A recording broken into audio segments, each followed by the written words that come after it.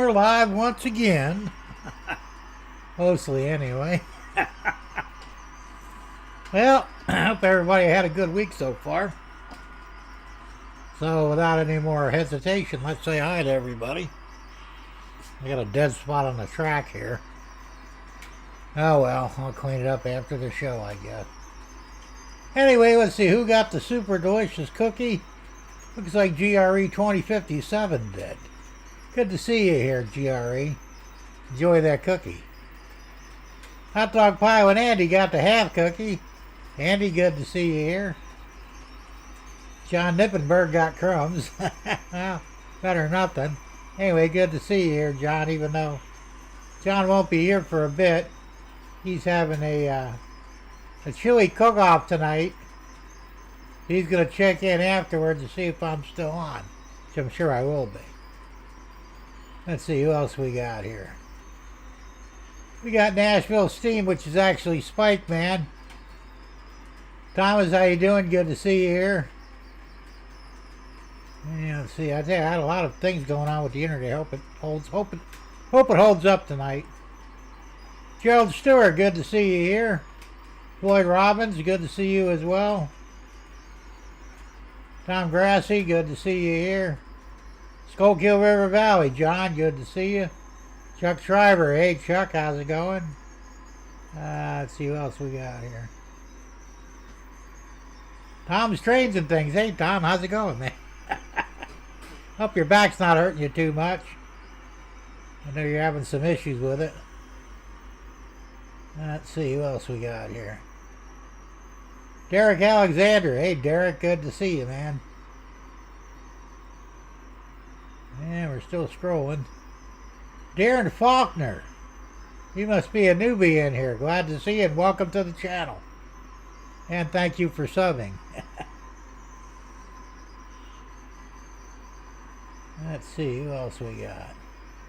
Grandpa Rails, hey JD, how's it going? Good to see you here. Joe Rader, Black Rock Central, Joe, how's it going? And that's everybody so far.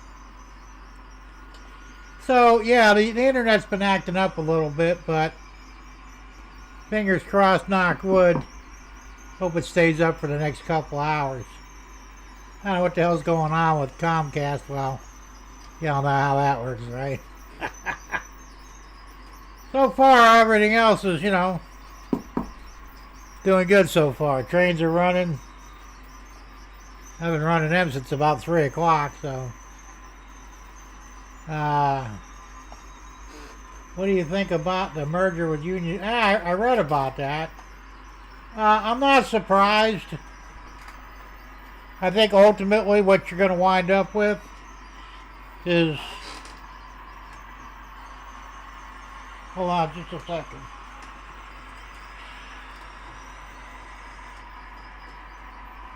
I think what you're going to wind up with is two railroads at the end of the day. You're going to have Union Pacific, Norfolk Southern, and then you're going to have BNSF and CSX will probably be a merger. I wouldn't be a bit surprised if there'll be the only two major railroads left. We'll have to wait and see. Anyway, let's see what else we got going on here.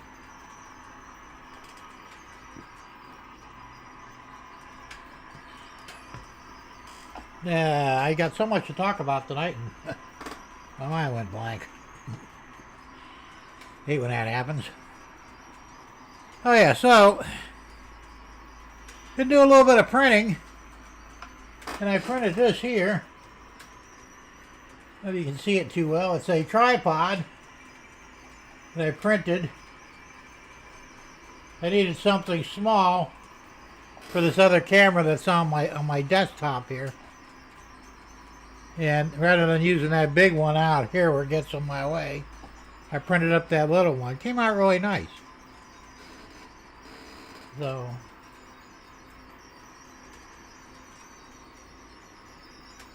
I got that done. Still having issues with the cameras a little bit. I can only get 3 working on the layout. I don't know if I'm overloading my computer or what, but I just can't seem to get more than 3 working at any given time. I don't know what the hell is going on there. So, at some point, I'm going to have to change over to a different form of camera. Either possibly PoE or HDMI. It's going to be one of the two. I'm going to have to do something different because I'd like to have, ultimately I'd like to have 5 cameras on the layout. 1 at each corner and 1 up on the ceiling that follows the trains around. That would be cool. So we'll see what happens. That's going to be down the road though. Not anytime soon. In the meantime, I'm trying to figure out where I want to put things on my layout. My wife asked for a bunch of printed stuff for Christmas for her glass and jar factory, which was up on the 2nd level. I moved it down on the 1st level. It's easier for her to get to. I got to pave that area of the layout so she'll have a concrete or simulated concrete pad for her building and for a parking lot, and then probably put a road in going to it. But I did print up a bunch of stuff. I can't show you any of it because she's watching and she doesn't want to see anything. But I got a lot of little stuff. People, containers, all kinds of stuff. Deb, if you're watching, turn your face. I bought this on eBay. Came in today. And I made decals for it with her logo and all, so we're going to get that. So unfortunately, it's the same color as her building. That's going to be pretty cool.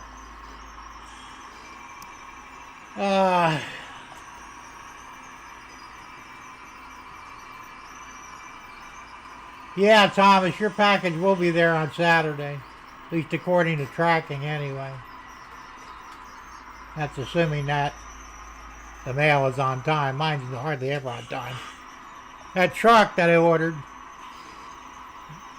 it was mailed out 4 days ago. It's right here in Florida, where it originated from, about 60 miles away, and it took 4 days to get here. I'm telling you, the mail system is a joke. Hey, Ray Bertelson, how you doing, Ray? Good to see you here. So, I don't know. Like I said, things get here when they do. My decoder buddy, or buddy board as I like to call it, won't be here till Monday. That's coming out of Missouri, and it's taken almost 8 days to get here, which is ridiculous. But the mail is just very slow nowadays, and that's just the way it is. So I'm not going to worry about it, but you can see here. As a matter of fact, I want to show you this. Let's see, it's up here. This is the P42, and that's the motherboard. Can't see much there, but I did take a still picture of the pins. I straightened them out pretty good, but that one on the lower right on the bottom isn't there anymore. I broke it off. I mean, it came off the solder pad and everything. Not repairable. That's why I ordered the decoder buddy, which I think I'll be better off with it anyway.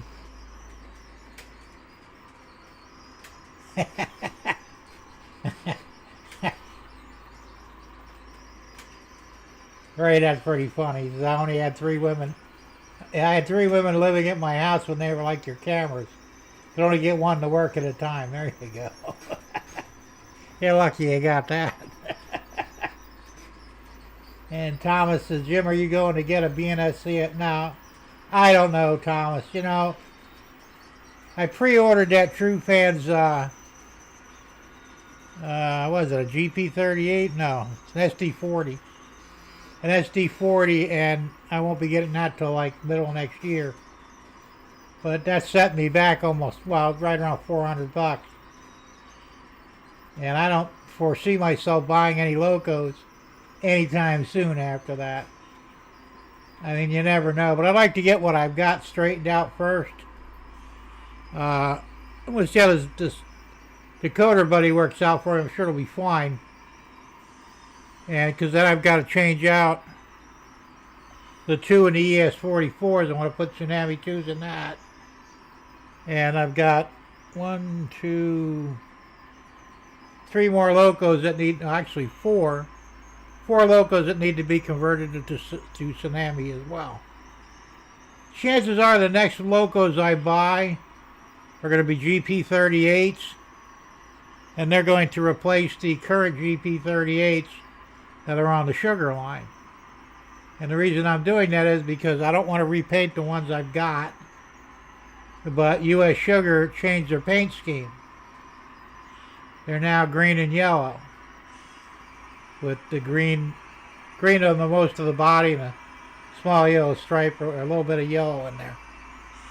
I'll take a picture of it when I get a chance. So I'm going to create 2 of them with the new paint scheme.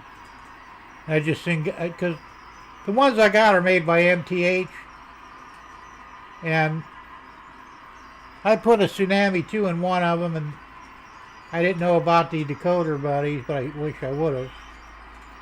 But I think I'm going to get Athearns and then switch them over to decoder buddy and the Tsunami 2s. So, yeah, actually they do, Andy. That's not a good picture. They were bad. They were. What happened was I was doing something, and I think I had the keyboard on the edge of the desk, and it slipped.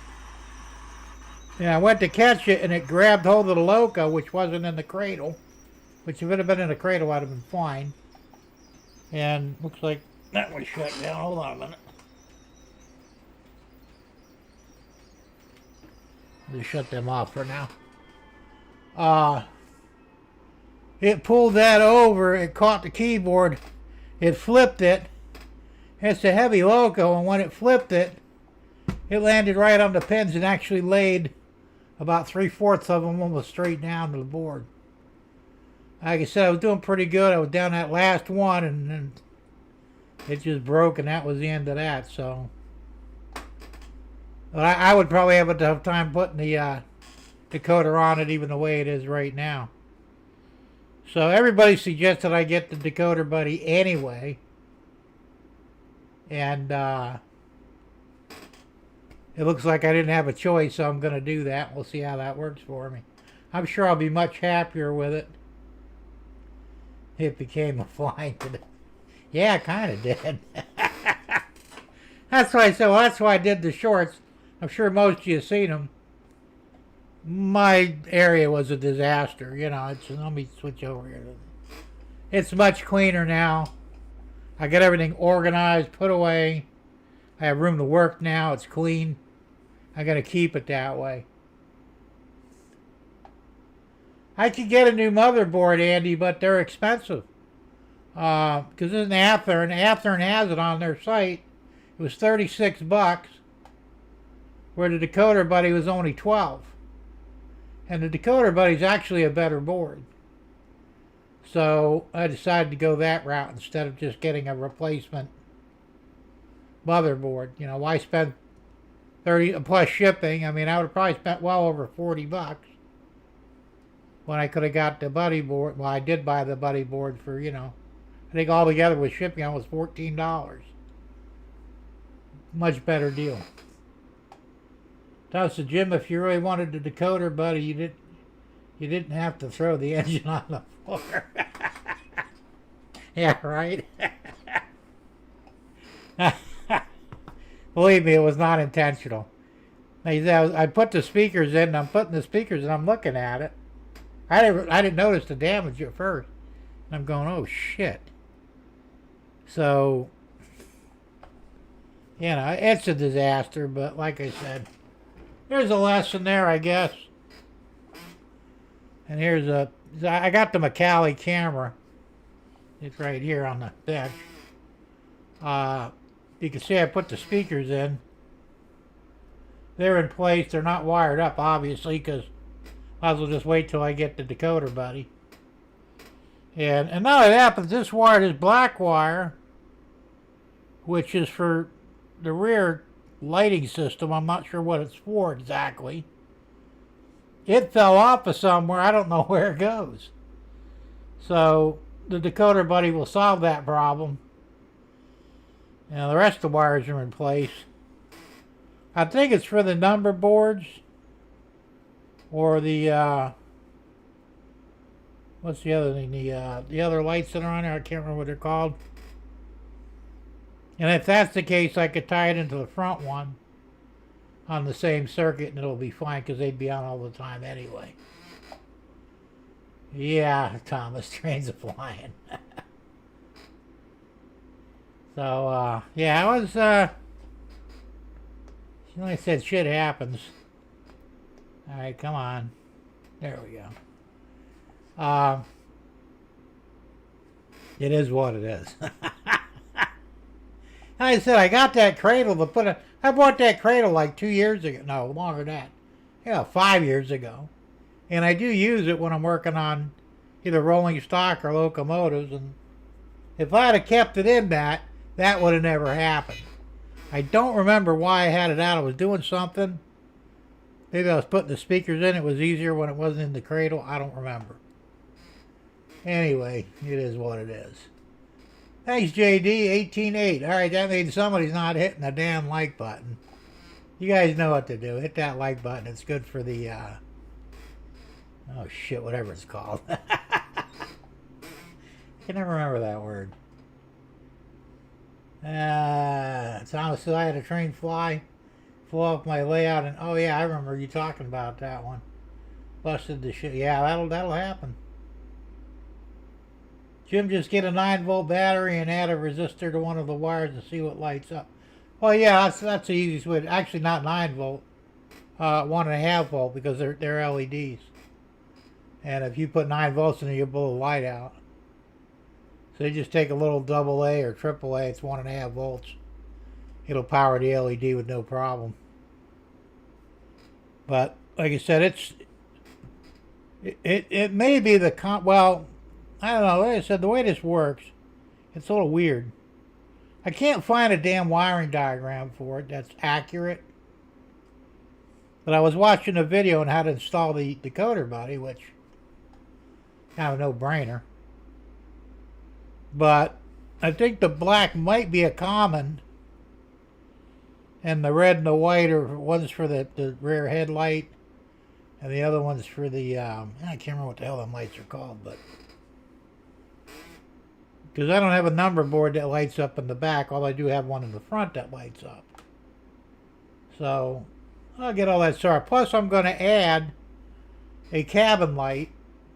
Because the video I was watching, that's the guy, he put an emergency red light in. I'm going to put a clear light in and it stays on all the time, when the engine's running. So for an interior cabin light. Plus I'll stick a guy on the seat because this thing actually has an interior. And I don't know if you can probably see that. Yeah, you see. My mouse don't work there, but right in the very front, you see there's 3 seats. I'll put at least one person there. I'll paint him up as an engineer. And I'm going to put a light right in the back board of this back board there, an LED, and have it come on with the engine. I figure while I'm there, I might as well do it. And I've got all those extra function areas or terminals on the light board for the decoder buddy. So I might as well utilize them, right? That's the plan for that. Thomas says, I'm in the process of making a die-cast N&W number 746 powered. Okay, that sounds interesting.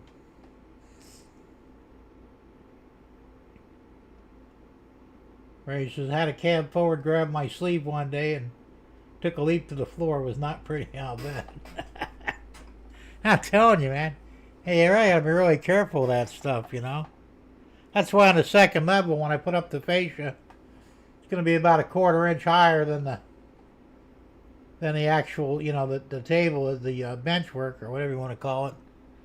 Almost like a barrier to keep anything from falling over, hopefully. I don't want to go any higher than that, but, because my track is fairly close to the edge. And I did it that way because, I'm not very tall and I have short arms. So if I had to put the track back farther, I wouldn't be able to reach anything. I learned that the hard way a long time back on one of my first or second layouts where I had the main lines against near the wall with a 3-foot bench, 3 foot deep, and I couldn't reach nothing. I had to use a pair of them grabbers to grab shit. It was a pain in the ass. I won't make that mistake again.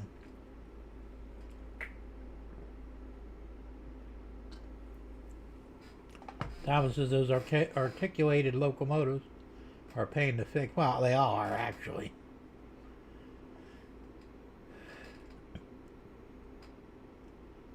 Yes, it is, Derek. Does the cab forward hit the floor cab first? Yeah, it does, Derek. Front is smashed, it still runs, but body is toast. You ever think about possibly printing a new cab for that? Could probably be done.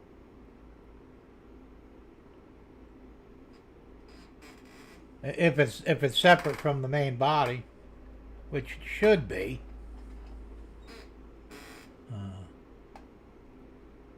I don't know. Like I said, anything I break here, I can generally fix.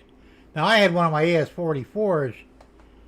I wasn't what the hell I was unthinking, and I had the tip up. When I turned around to look, it was getting ready to go over. By the time I got to it, I couldn't catch it. It hit the floor, and it didn't really damage it though. It knocked both windshields out. I was able to push them back in, but that's the only damage it took, which isn't bad for a nearly 3-foot drop onto a hard floor. I guess that would have been really handy to have carpet there, but well, I didn't do carpet, so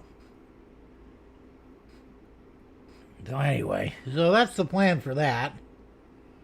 I got something here, and I'm trying to figure out how I want to do this. I've had this thing for about 6 years. I bought it when I was still in Naples. It's a electronic ballast glue applicator. Pretty handy. I mean, it works. I've tried it, use it. It's a pain in the ass. I'd rather just use an eyedropper and, whatever. But I bought this thing brand new, and I'm thinking of giving it away through some sort of a contest. I'm just not quite sure how to do it yet. But look forward to seeing this. Like I said, it's brand new, has all the instructions, all the components that go with it and everything. Only used it once. Pretty fancy and high tech, so yeah, I'm going to give it away because I don't really know what else to do with it. Hey, Rick Strange, how you doing? Good to see you here. So I'm going to figure out how I want to do the giveaway. It probably will be a drawing of some sort. We haven't done the numbers game in a while, but yeah, I might do the numbers. Who knows? I'll let you know in a couple of weeks, though. Hey, Crooked Dave, how's it going? Good to see you here. So anyway, that's going to be given away. So anybody that needs to put the glue down on their ballast, that might be the way to go. So like I said, I just soon use an eyedropper, and I found it to be easier for me. There's a lot of things I do are kind of old school stuff, and it's just I don't need all this electronic high tech shit, So that's going to be up for grabs. I'm back up. I got 502 subs. I had 499 up until a couple of days ago, and then literally overnight I picked up 502. Maybe 503 now because the new guy there, I can't remember his name already. He said he subbed. So let's see what's. No, actually it says there I'm down to 501. That was a 503 a few hours ago. Now I'm down to 501. What the hell's going on here? I still need the watch hours though to get monetized. I'm short by about 600 hours. So, you know, I do have two playlists. If anybody wants to help me out, run my playlist in the background and it'll help. Yes, it does, Derek.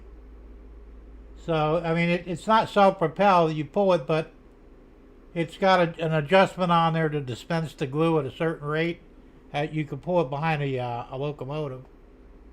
And it's pretty slick, actually. So, yeah, but it does work on track power. So, like I said, we're gonna be doing a giveaway on that at some point. I mean, technically, I've hit 500 now. This will be the second time. That's close enough to me. What the hell? Is that the one with the dumb kids playing on the track, Thomas? I watched part of it. I didn't watch the whole thing yet. It's pretty long. I can't post anything that long here because, you know, it would take up my whole show. Generally, I'll put a video if it's 10 minutes or less. Anything over 10 minutes probably won't be put up.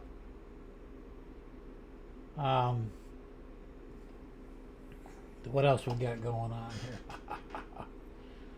So much to talk about, and there was other shit there. There was a couple of things. I had a rant too, and I can't even remember what the hell the rant was now. Actually, the rant was the post office, but wasn't really a big enough subject to go to a full blown out rant, so we'll let that go. There was something else I wanted to talk about. I can't remember what the hell it was now.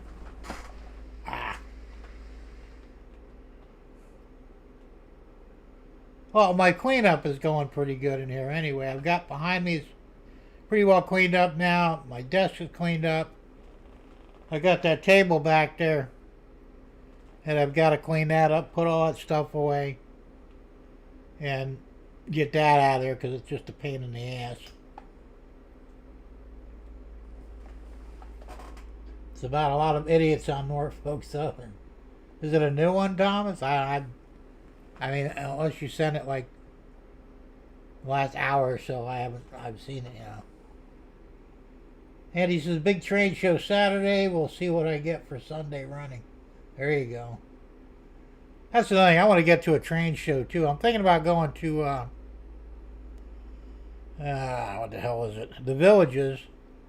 I believe they're having one in February where they'll have vendors there, I think. I have to get with Tom Gavichak from Tom's Trains. I think he keeps better track of that stuff than I do.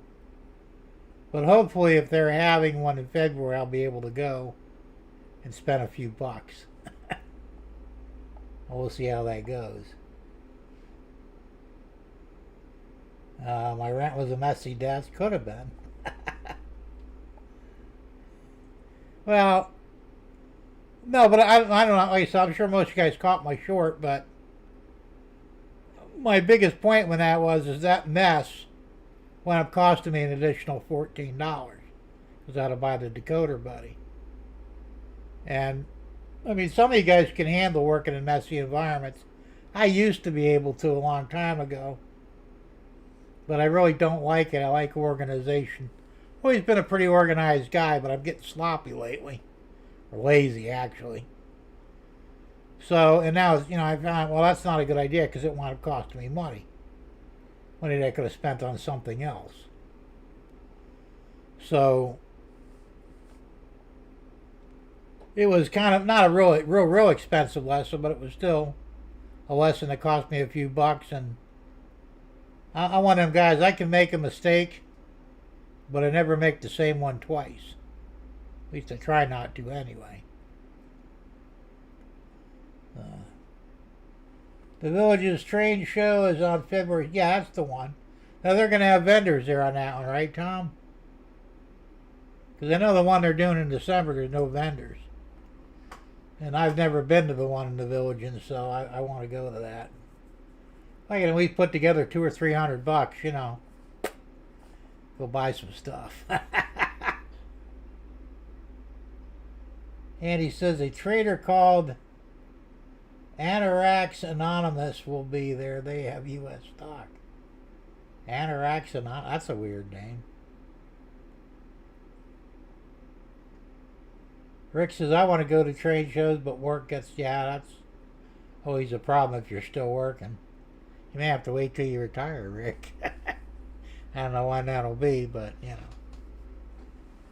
That's why I said, well, now that I'm retired, I got all the time in the world.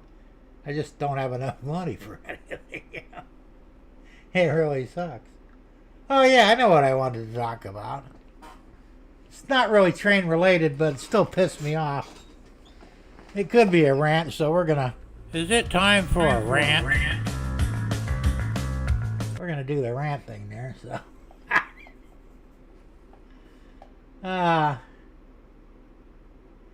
Yeah, same here, Ray. That's like I said. I don't know why I bought that thing.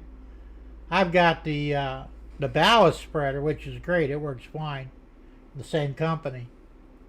But I bought that figuring I'd probably need it, but I really didn't because I like doing old school. Anyway, Rick says 4 years ago. That'll go by fast, Rick. Trust me. Back to the rant. I got this flyer in the mail. You know, the snail mail. And it was from a used car dealership. They had a sweepstakes on there. So you could scratch off. I scratched off everything they're supposed to scratch off. They said, if you match the number with this one here, that's the prize you win. So it's showing I'm winning $2,500.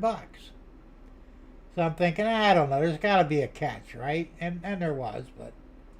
So I called the guy up and I said, you know, what's the deal with this? I said, you know, I don't want to buy a car.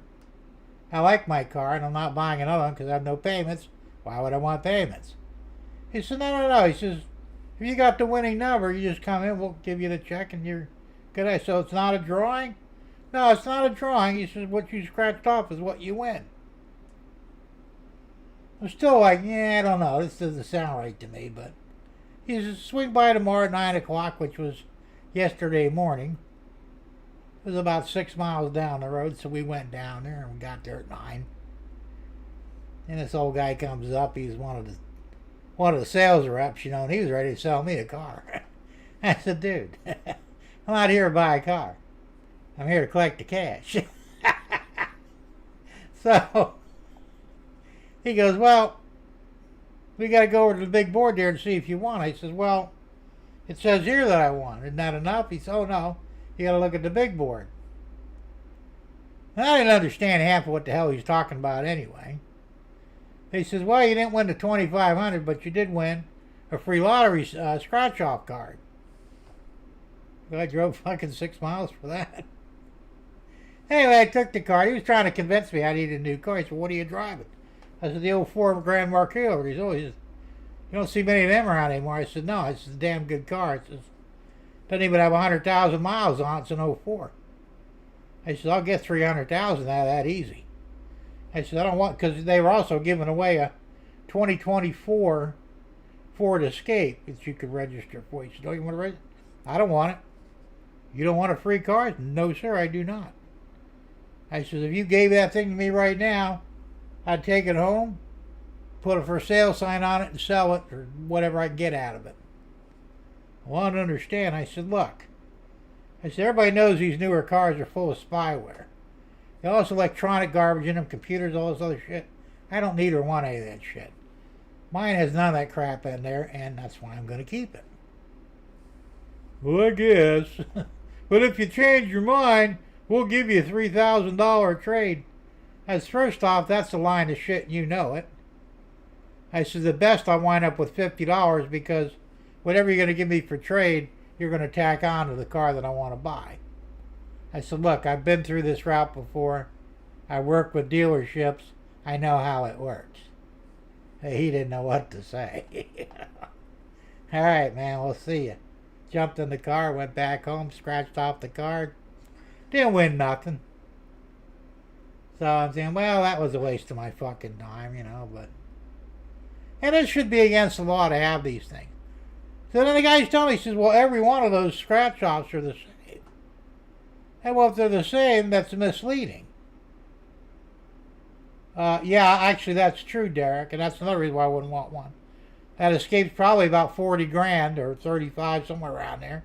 I'd have to pay sales tax on it. I'd have to take a fucking loan just to pay the damn tax on it. So it really wouldn't be free. And that's another thing, too. You know, I think that's bullshit as well. If you get something, if you win something, it should be free. If it ain't free, we should petition the government to stricken the word free from the English language, because apparently nothing truly is. And it's the word that really pisses me off. Well, it's free. No, it ain't, because somewhere along the line, I'm going to have to pull money out of my ass for it.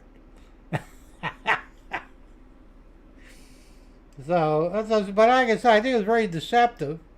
I mean, like I said, I wasn't all hyped up that I was going to win it. I was kind of hopeful, but, you know, I could use the money. You know, I'd pay my property taxes with that, but I really didn't think I'd win anything because I just don't believe it, you know. And it turns out I was right. It was a big gimmick to get you in there. Hopefully they'll sell you a car. But I don't want a fucking car. So, no free cheese except in a mousetrap. There you go. Although the government used to hand out free cheese. I was talking to my wife about that the other night. I said, you know, because the subject of food stamps, which we don't get, because neither one of us qualify. You know, we make too much money. It's like, wait, we make too much money. Who the fuck qualifies? But back in the day, probably about 15 so years ago, I mean, it was back in the 80s. I was still married to my first wife. And they had the free cheese, the government giveaway, and we'd go stand in line to get cheese, powdered milk, butter, real butter, and something else. I can't remember what it was. And completely free. It was, you know, a government surplus, and it was supposed to help people that were not necessarily poor, but, you know, lower middle class, which I technically would have fell into that. So what was happening, we'd stand in line. I remember standing in one line one time, and there's this old lady in front of me. She had more diamonds on her. She probably had $50,000 worth of diamond jewelry, you know. So I said, excuse me, ma'am, why are you here? Well, you know, free food. I says, what are you driving? She says, well, what business do I have here? I said, well, I'm figuring it's probably something really expensive, judging by the ice on your body, you know. Hey, you shouldn't be here. You're stealing food out from people who really need it. Why don't you go home and use your money to go buy whatever you want? This isn't for you. She got pissed off and left, but, you know, I guess because I shamed her, but I didn't care, you know. But it got so bad that after a while they started asking people for some sort of proof that they weren't wealthy, and if you pulled up in a new car, they wouldn't give you the food, you know. Which was fair because, you know, look, it ain't right. So, but it got so bad that they just stopped doing it because the people who didn't need it were the first ones in line to get it. Meanwhile, the people who really did need it, and we didn't really need it either, but it was nice, you know. I mean, we weren't rich, but, you know, I still had to work for a living and all, and, you know, money didn't fall out of my ass, so I figured why not, but, so, I don't know. So I said it's crazy. What about the mayor of New York? Well, Ma'am Danny. Yeah, he's in a world of shit already, I guess. Well, he's a fucking socialist anyway. What do you expect?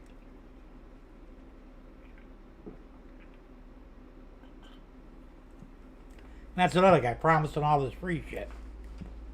That won't be free because he doesn't even have the authority to make anything free. Eric says, I'll tell you what's bullshit. If you have crap that is used and want to sell it on eBay or some other site and it was already purchased and you pay, yeah, I know. I used to sell a lot of stuff on eBay. As a matter of fact, because you can go on eBay and see what your all-time record is for your sales. And I sold like something like, I don't know, it was $32,000 or $33,000 worth of stuff since I became a member of eBay, which was back in the late 70s, you know. I used to sell a lot of stuff on eBay. And it wasn't too bad because it was tax-free, you know. And there was no sales tax on that shit either. If you sold that out of the state, you couldn't charge tax for it unless you sold it in Florida. And then technically you're supposed to tax it, but they really didn't force it on anybody. But now, like you said, you sell anything on eBay, you got to fill out a 1099 and pay tax on the shit you sold. It's already been taxed. Why do we have to keep paying tax over and over and over again on the same shit that's already been taxed to begin with? Let's say my cars, you know. You buy a car, whether you buy it new or used, you got to pay sales tax on it. So you sell it to your buddy or whatever, he's got to pay tax on it. He sells it to his buddy, they got to pay. How many fucking times you're going to pay tax on the same car? You know, it's bullshit. And they need to stop that crap, but they won't.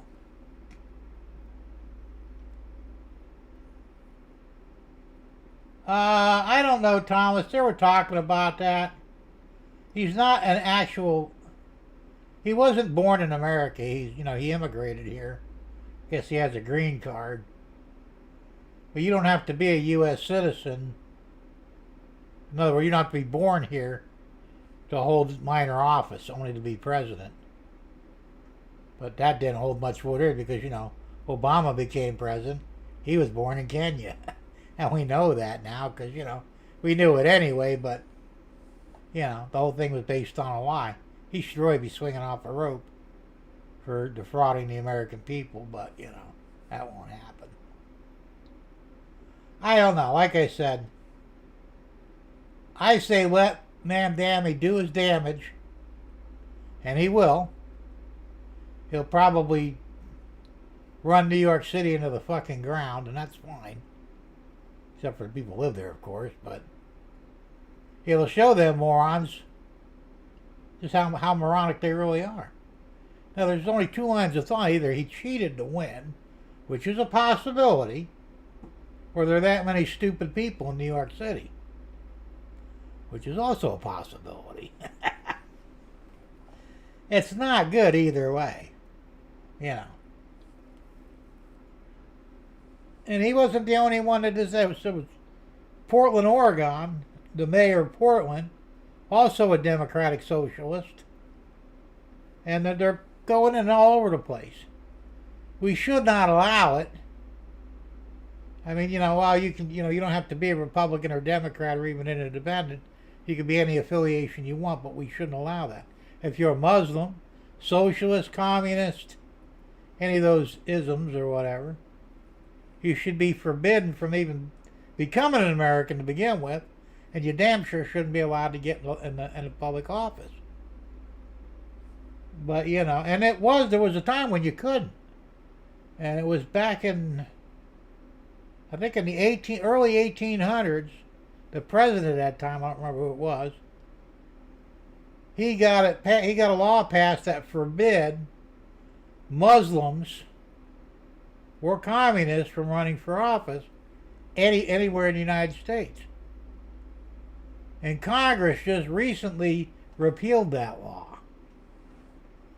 I don't know if the Democrats were responsible or the Republicans or maybe even both of them. Don't know, don't care. They should all be hung for treason anyway. Well, why would you do away with that law when it was there to benefit America?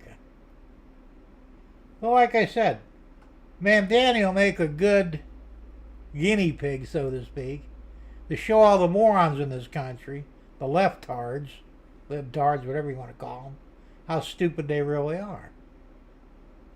Will it actually work? I don't know. Because they are pretty stupid.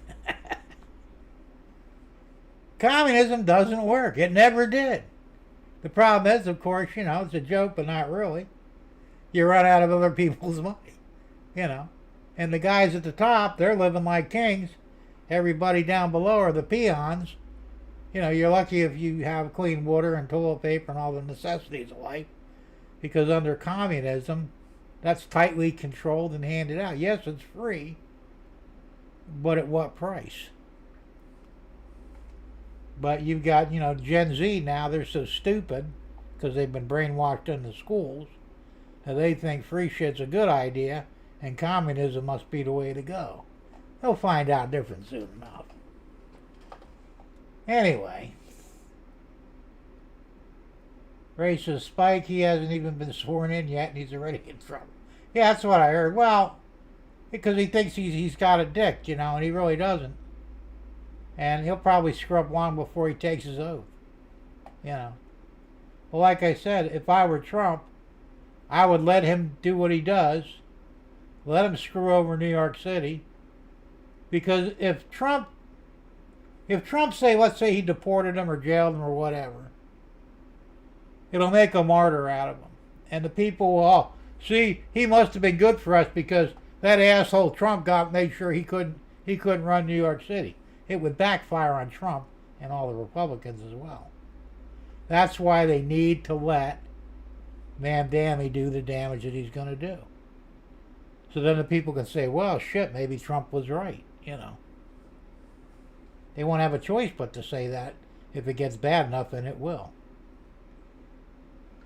Anyway, that is what it is. Tom Gray said, Jim, first of all, they should not be allowed to be in... Well, I agree, they shouldn't. We need to deport every single one of them. I know. And JD says the same. Look at Detroit and Minneapolis. Yeah, they've taken over those areas.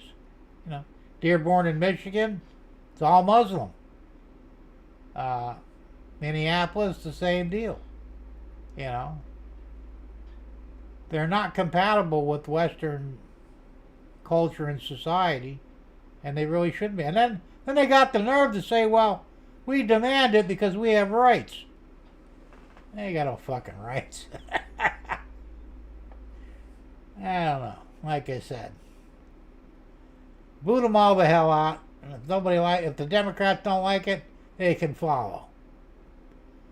I guess Trump said something about some of the Democrats are threatening an insurrection, an actual, real insurrection.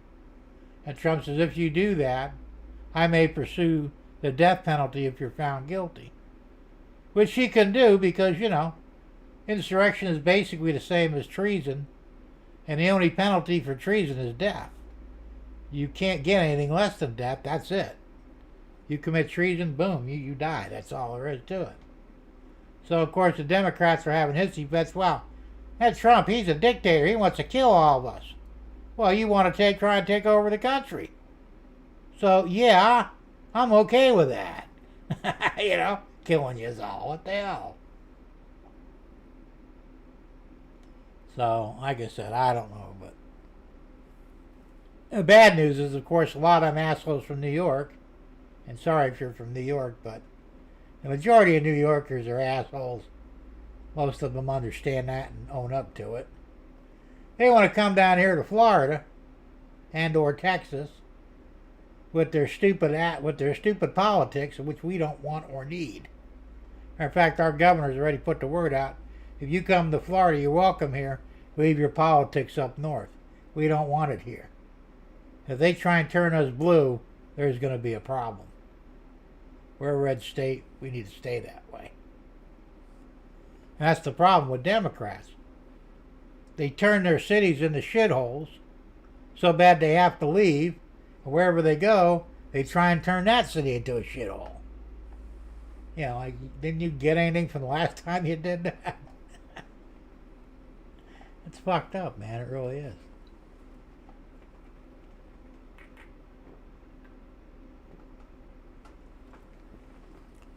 So,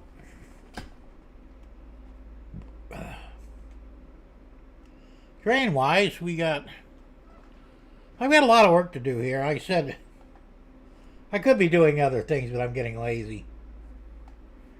I got that SD40 behind me. I don't know if you can see it. The body's like right there. And the chassis needs...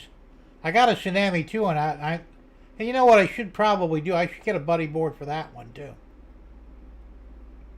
decoder buddy, because I'm using well, that actually won't work because the Tsunami is a board. Because they usually have the little ones that are like this. This isn't a Tsunami, but the 21 pin connector. And this is an ESU. That's the one that's fried anyway. But I would have to get another decoder if I wanted to change that out to a decoder buddy. So the only thing I got left to do on that, the motor functions are in. I just got to hook up the lights. But they're not resisted on the board, so I'm going to have to put resistors in. I have them. It's just a matter of, soldering them in and soldering the wires to it and throwing the shell back on and it's ready to rock and roll. And I started that like 2 years ago. And it's been sitting up there like, shit. I just haven't had time to fool with it. But I want to work on that, and I decided on some new colors.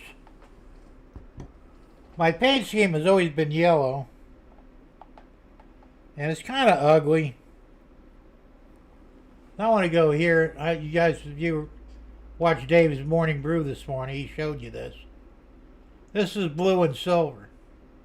And before I even seen this, I decided I was going to do like a medium blue with a silver outline. I won't duplicate this fully, but be something close to this.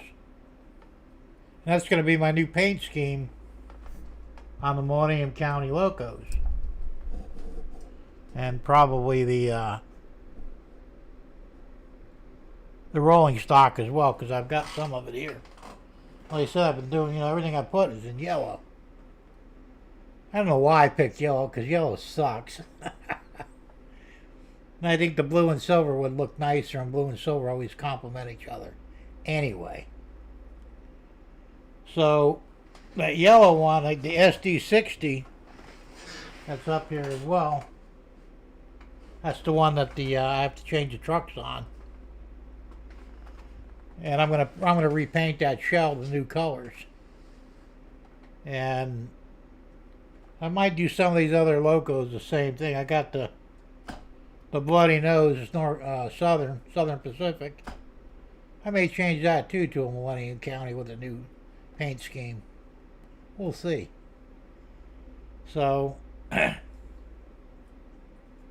I said, I got a whole bunch of stuff I want to do. I mean, I've got a list from here to the road, I still got to hook up my turnouts, the servo motors to control the turnouts. I still have more track delay probably up top. I'll be printing more buildings. I've got some cans I want to repaint for like oil tanks or maybe natural gas tanks. I'm not sure, but big stuff to put up by the oil field. There's a whole bunch of stuff I want to do. And most of it really won't cost me anything. Like the cans on the lids, you flip them upside down so the open part is on the bottom. But on the top of the can, or actually the bottom of the can, it's not flat. So I got to take some plaster of Paris and make a cover for it, so it's flat on the top, or maybe even slightly domed, like most, towers would be. So I've got 1, 2, 3. I got 4 I need to do. I've got 5 pounds of plaster of Paris here. Maybe more than 5 pounds, so I just got to, get around to mixing it up and pouring it in and shaping it, and we're good to go. Also got to make some more rocks down on that corner there. I've got a mountain face. Right now I just got a piece of cardboard up there. I want to glue the rocks on it, the simulated mountain rocks. I got to do that, so I've got the molds to pour them into. I had a lot of stuff I could do, you know. So, like I said, all this time I was just kind of dicking around and, you know, being a dumbass and not getting anything done.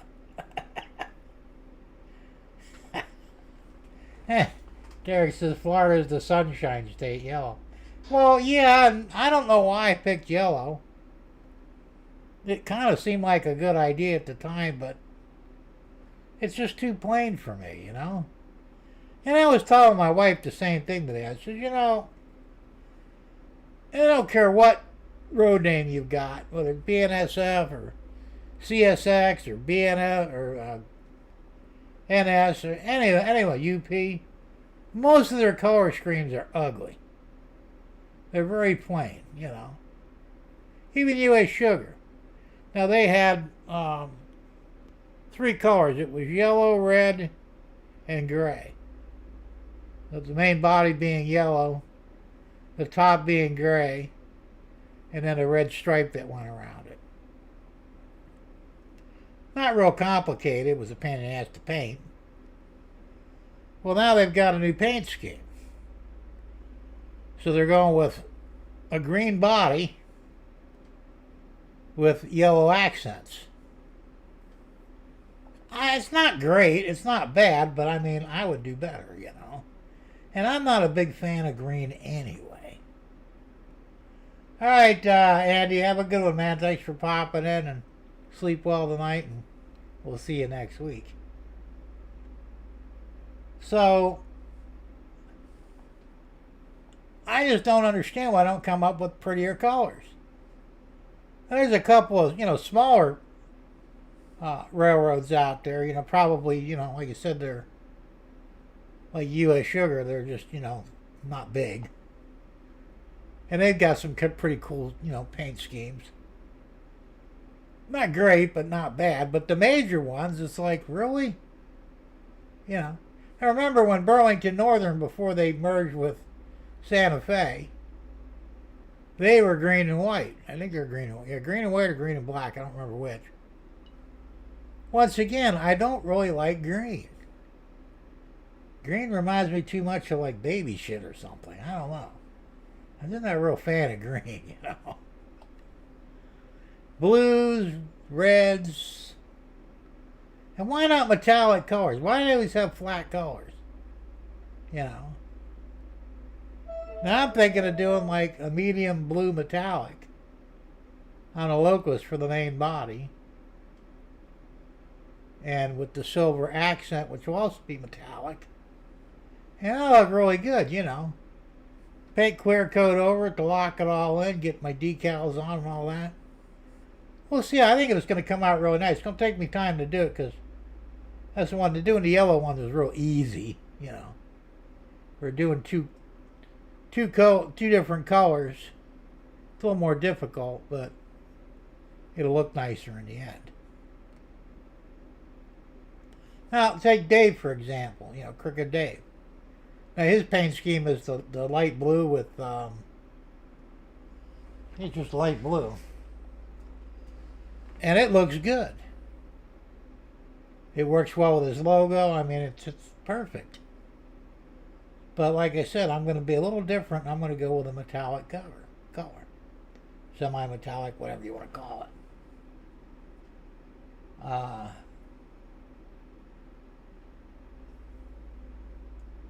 So we'll see how that works out. Because I need to do some different stuff here. I mean, like I said, I'm stagnating for too long. And why, you know, I came out of the gate running. And then, like, when I got about halfway there, I just started, like, I took a detour. Or a really long pit stop. Not good. I gotta get back into it. And I've got the drive to do it. I just gotta, you know, figure out what I want to do first. Right now, I want to get this damn P42 running. Also, I still got to get that, was it the Motorman or whatever the hell it's called? The automatic reverser. I got to get that.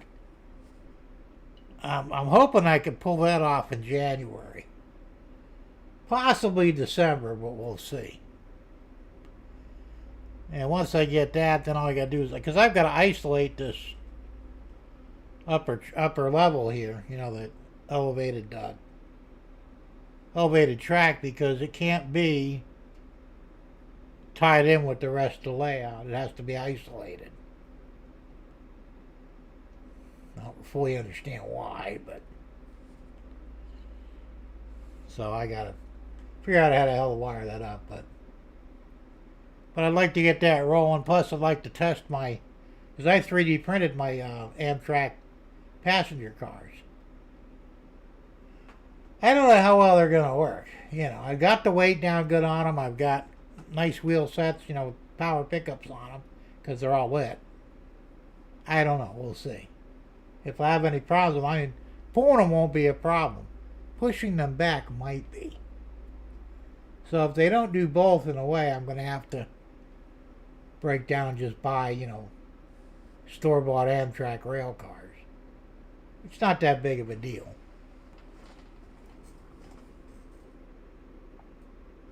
Rick says, that's me kind of in a slump, haven't ran a train in a month. There you go. You know, that's something that happens, you know.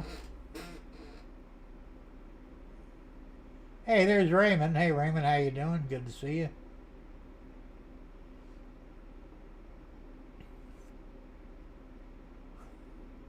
Ray Bertelson says, I still have a plywood plat. Been staring at it for over a year, no track link. Well, you better get cracking, Ray, you know. But I know how you feel. Sometimes it's hard to motivate yourself, you know, for whatever reason. And, you know, you sit there and you look at something and you're going, yeah, I need to do something, but not today. Yeah, I've been there. I've been doing it for the last year. I haven't done a damn thing of value in here. I mean, I did start the second level.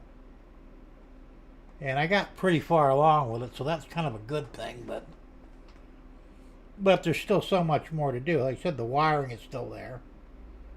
Now, I did run the wires for the chat's stuck again. Let me reset over here. I don't know why it does that. Let's say the chat disconnected.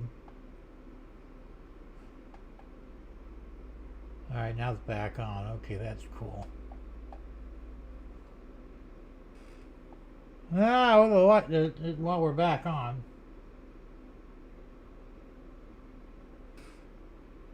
Alright, now it fucking went off again. Son of a bitch. Back on. It went off. The internet dropped off twice. And it was doing that earlier too. At least it comes back up, but found a spot on the layout where the mini-me are going. Oh, that's good. Derek says you're offline, but now you're back on now. All right. Yeah, like I said, it's a little weird. You know, he said, I don't know what the hell's going on with this internet, but yeah, it's Comcast. It's not very Comcastic. I got an itch. Oh, yeah. I don't like scratching an itch.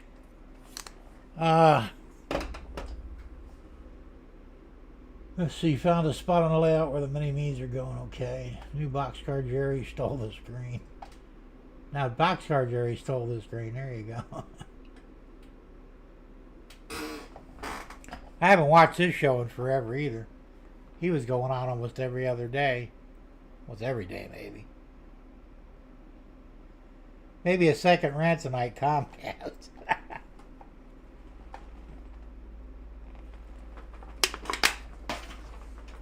I would do it, but Tom from Tom's Train, I think, pretty well run out of the ground. Let me see what the speed is, just for shits and giggles. There we go, speed test. Come on. Hey, there's Mom and Son Train real fans. Tammy and Ray, how you doing? Yeah, we're doing good. How you doing? Let's see what the speed is. It's probably real low, I'll bet. Yeah, 20 milliseconds. Oh, shit. Looks like we're running about... Oh, it's slowly climbing. 200, 206, 209. 209 down. And the up is terrible. Looks like 26 up. Nope, maybe not even that. It's still calculating. 26 up and 209 down. It's terrible. And that's why we're having issues tonight as well. Yeah, I'm not surprised.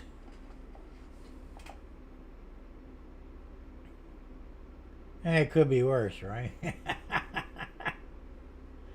So, oh.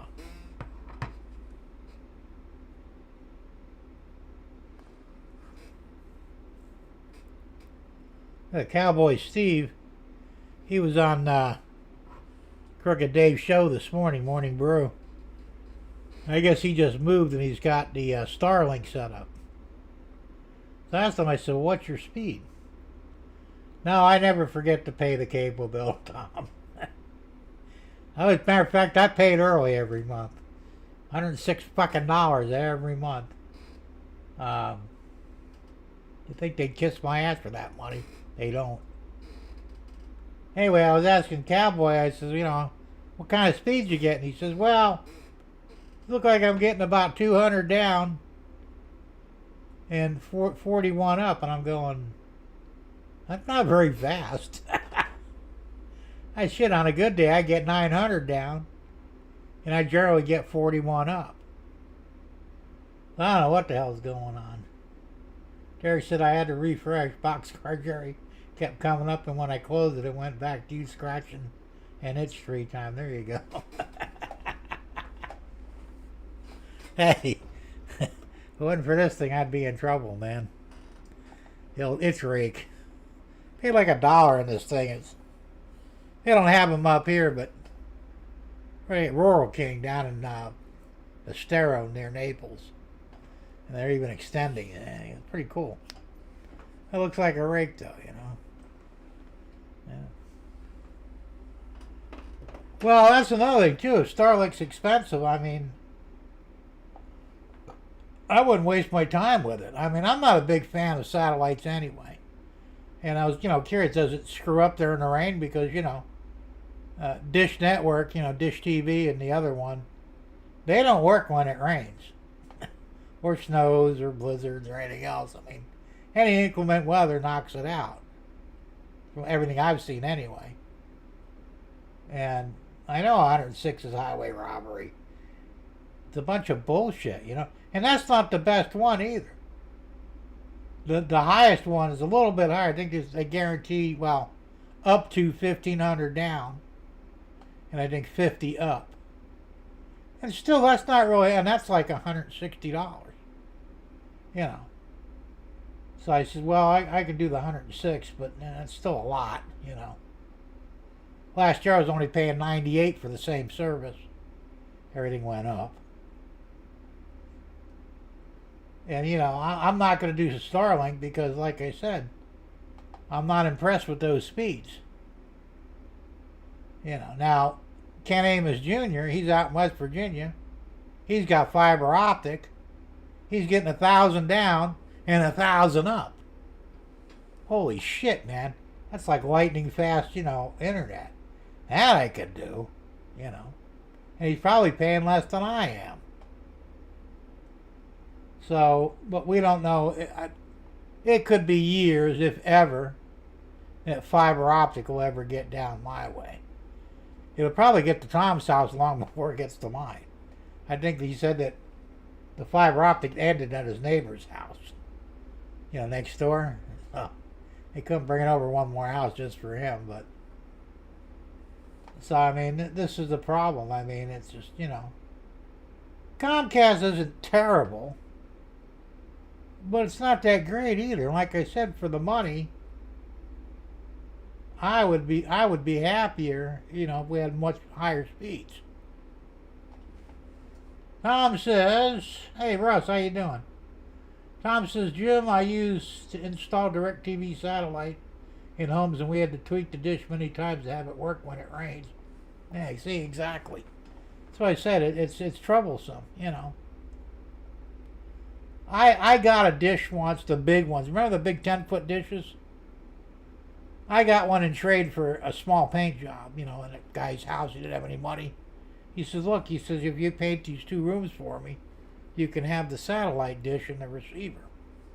Yeah, sure, that'd be cool, right? So, of course, I had to take it down. It was on a pole, hooked up to his fascia. Threw it on top of my 4-wheel drive and drove it home. And hooked it up at my house. And I had a lot of channels that you couldn't get elsewhere. And like I said, I was able to set it up. I mean, I looked on, I checked the internet. How do you set these things? I knew you had to aim them because we have geosynchronous satellites, like in a straight line across, and you can hit, I think, like seven out of 9 of them. So I set it up, and like I said, it wasn't great. So I said, I'm just going to sell the damn thing. So I put it down to paper, $400. And the next day, a guy calls me up. He says, "Will that thing get the country music channel?" I said, "Actually, it will." He says, "Because where I'm at, I can't get cable, and my daughter's an aspiring country music singer." I said, "Well, come on down." So we turned the channel on that he wanted. It was country music channel. Come through crystal clear. I said, so I give him some pointers on how to set it up, and handed me $400, and they took it, and that was the end of that. Rick says, "I used to install satellite dishes 35 years ago. The big dishes never lost their signal unless there was a crap load of snow on." That's true. These little, I remember, like I said, the little ones came out, and they're just not as good, Tom said, "Wait a minute, he's getting out of here. Wait a minute, hold on a minute." Tom says, just got a discount offer for Starlink. It is now available in this area. Well, like I said, though, but you got to find out how fast it is and how much it costs. I mean, if it's expensive and you get 200 down, ain't shit. And the 50, well, he said 41 or 42 up. That's what I'm getting now. I thought Starlink was, it's going to be like, 500 down, 500 up. It's really special because, Musk came up with it. But that's what you're going to have to look at. I mean, is it really worth doing? And how reliable is it? That's another question. I've heard both ways. Some say it ain't worth the shit. Some say it's the best thing they ever had. Who the hell knows? Rick said the dishes I installed were 10 foot in diameter. Oh yeah, the big ones. Hey Floyd, how's it going? Good to see you here. Yeah, they were big dishes, man. I said I had the one I got was 10 foot, and it wasn't much to them really. They're really simple. I mean, they said use the fucking a compass. Yeah, I think I use a compass to line it up, because you got on the internet, it would tell you what position the satellites were in. Use your compass and your angle, whatever, to point it the right way. And I brought a little TV up with me so I can, because it didn't have a motor on it, so I could adjust it by hand till I got the best signal on. Well, I did have a motor on it, but you still had to initially aim it at one of the satellites, and then you could. It was a motor that would turn it to the rest of them. Pretty slick. Derek asked Tom, how much did they want for it? Ooh, they're not cheap. Tom said they're $120 a month for $21.95 due now. $300 to $400 up. $20 to $40 down for installation in 4 to 5 days. The down speed's terrible. Or you got that backward. Probably more like 300 to 400 down and 20 to 40 up. Because, you know, when you're doing your live streaming, the up is more important than the down. Down is great when you're downloading stuff. Like I said, I could download a 1 hour movie in like 2 minutes. You know, with 900 down, but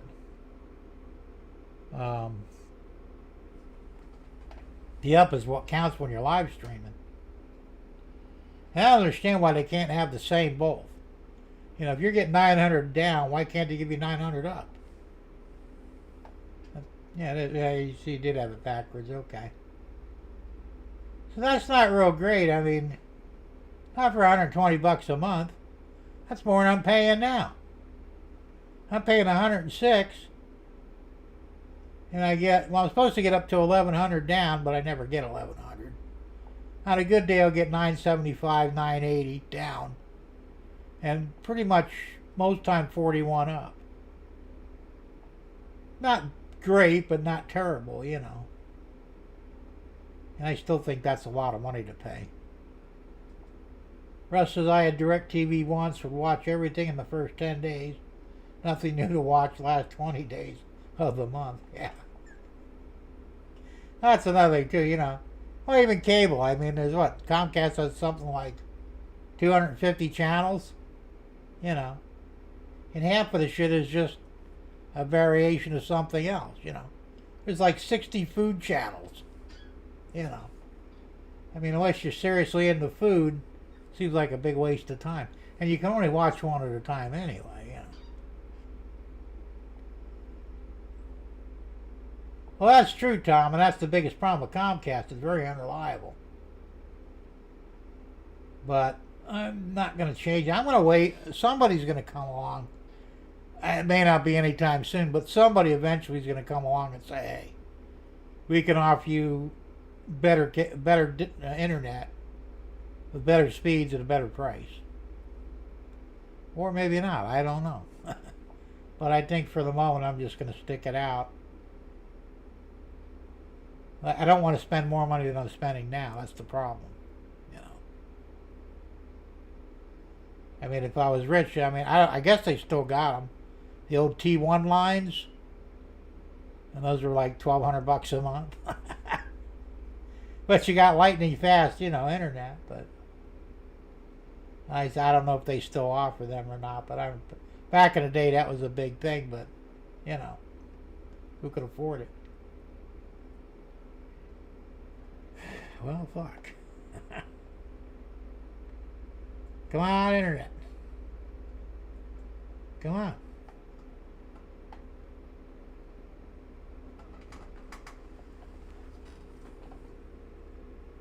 Alright, we're back on. It dropped off for a while there. I'm back. Long way to go for any... Yeah, well, that's true. That's what I'm saying. It could be a long time. It could be years. Well, I mean, if you want to be the guinea pig, Tom, you know, for Starlink, go for it. If it's really better, who knows? I might do it anyway.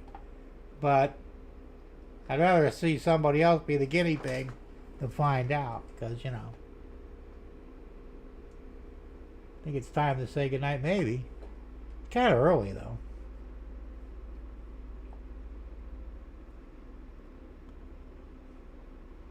Ring the bell for round 3. There you go.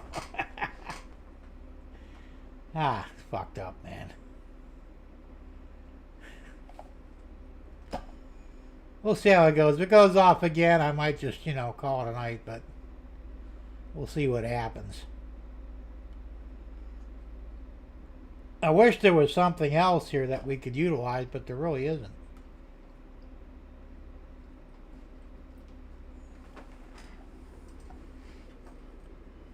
So,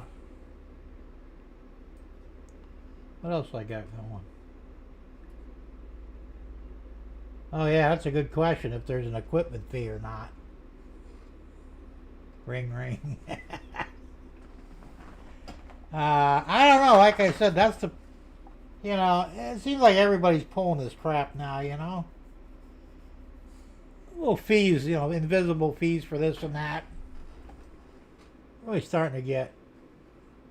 Jim, Mike is going red, and then we cannot hear what you're saying. Well, no, it changes color. If it goes black, then you got a problem. Well, like I said, the internet's working fine now. At least I think it is. I'm showing I got a good signal. I'm in the green. No drop frames.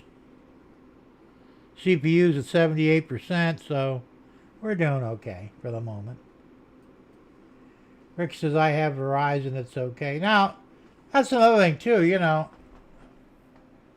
I could go with Wi-Fi.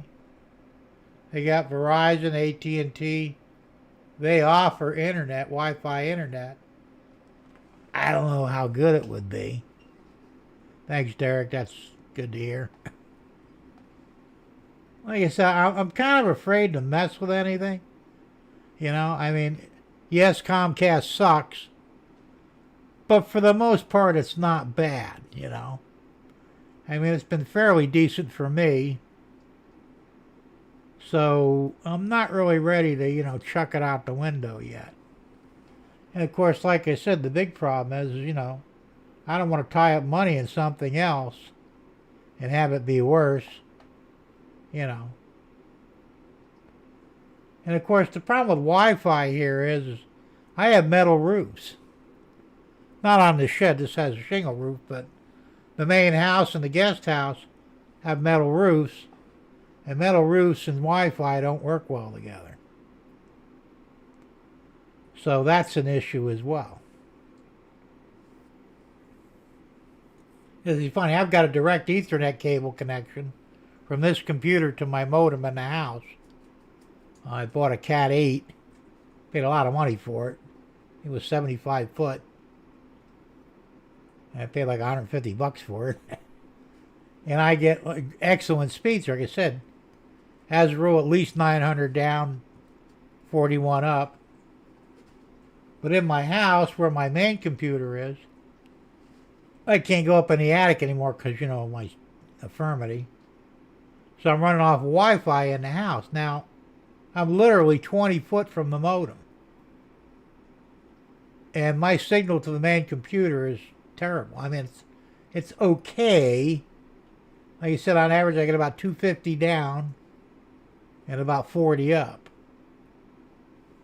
It's not terrible, but it's not great either. There's a big difference from in there to here. Like I said, if there was a way I could run an Ethernet cable inside without running over doors and shit, I would run an Ethernet cable in there. I would get the same speed on that computer as I do here.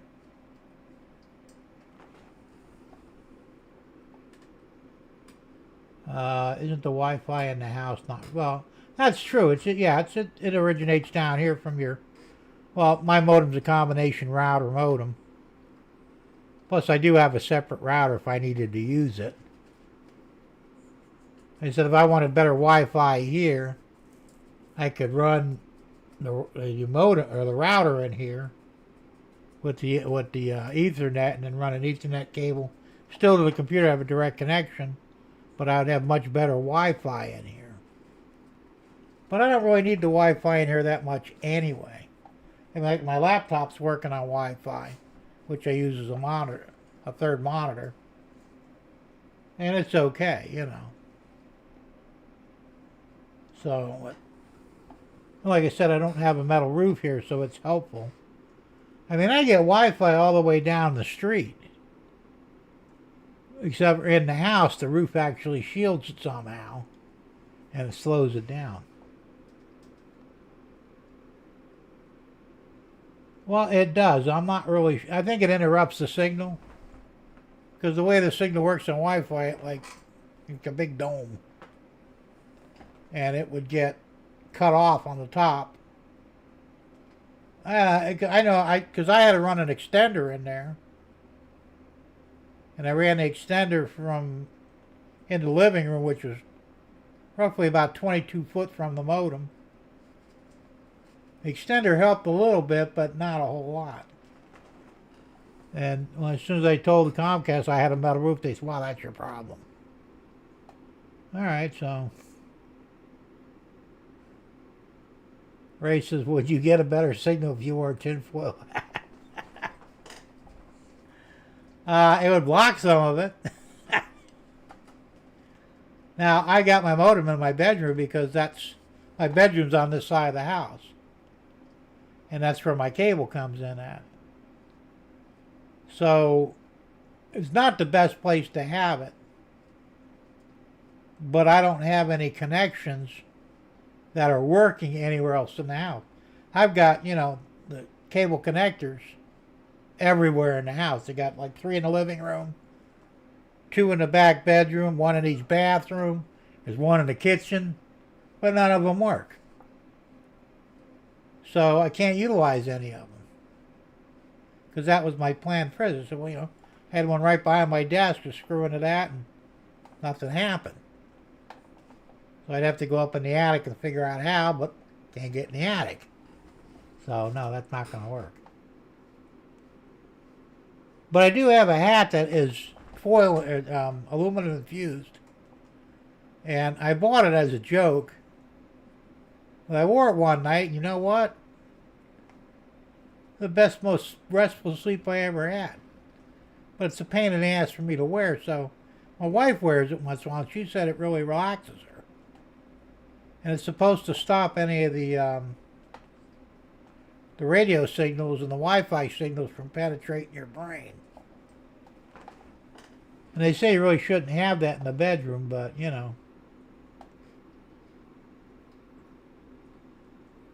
No, right, that's how I keep the signals out of my head, yeah, right? Well, we had the internet went down, Thomas, but it's back up. For the moment. So, I don't know, and there's got to be something to it, because, and I know this is a little off subject, but a lot of shit going on in this country lately. Murders and violence all over the place. I mean, people are just, without provocation, they're killing people, or beating them up, or, doing some weird shit. And it's got to be I always said it was the 5G, because they said 5G is actually very destructive to your brain. Now, I don't have a 5G phone, and I won't have one. My phone's a 4G phone. The 4G's not that bad, but it's still a problem, and I don't hold my phone up to my ear either. I use a speakerphone, and I don't wear it on my person. And even my doctor told me don't put it near my pacemaker because it could fuck up the pacemaker. And I'm going, well, that can't be good. So, we probably ought to get away from some of that shit, Well, Thomas, it may not be their fault, though. Like I said, if they're being, hit with invisible radio signals or RFI, who knows? Like I said, they found out that it alters the way animals work and all that. That there was one area where the birds were flying around in circles because they didn't know where to go. They found it was from 5G. They turned the 5G off and the birds were fine. So there's a lot of shit going on, in this world. Yeah, Rick says there's too much hate in this world. People should just get along. Well, I think they would, but like I said, what if something's really altering your brain,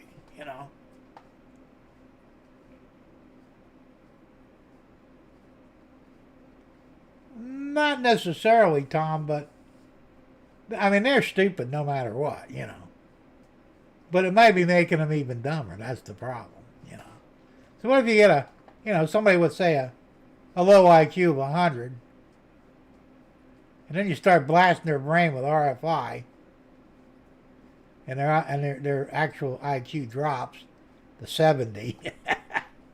They turn into basically animals, Tom says, I call bullshit on it. Well, it's hard telling, But they've done experiments and they found out that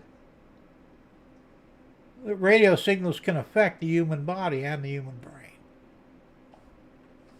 Oh yeah, we didn't have these problems before cell phones came around, you know. And I remember when cell phones came out.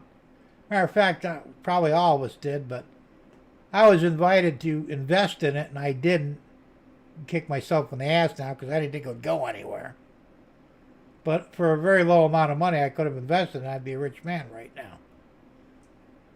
But, you know, it didn't make sense to me. A cell phone, how does it even work, you know? But we didn't have any of these problems before cell phones. Since cell phones came out, it seems like all these problems are accelerating and getting worse. Is there a connection? I would think so.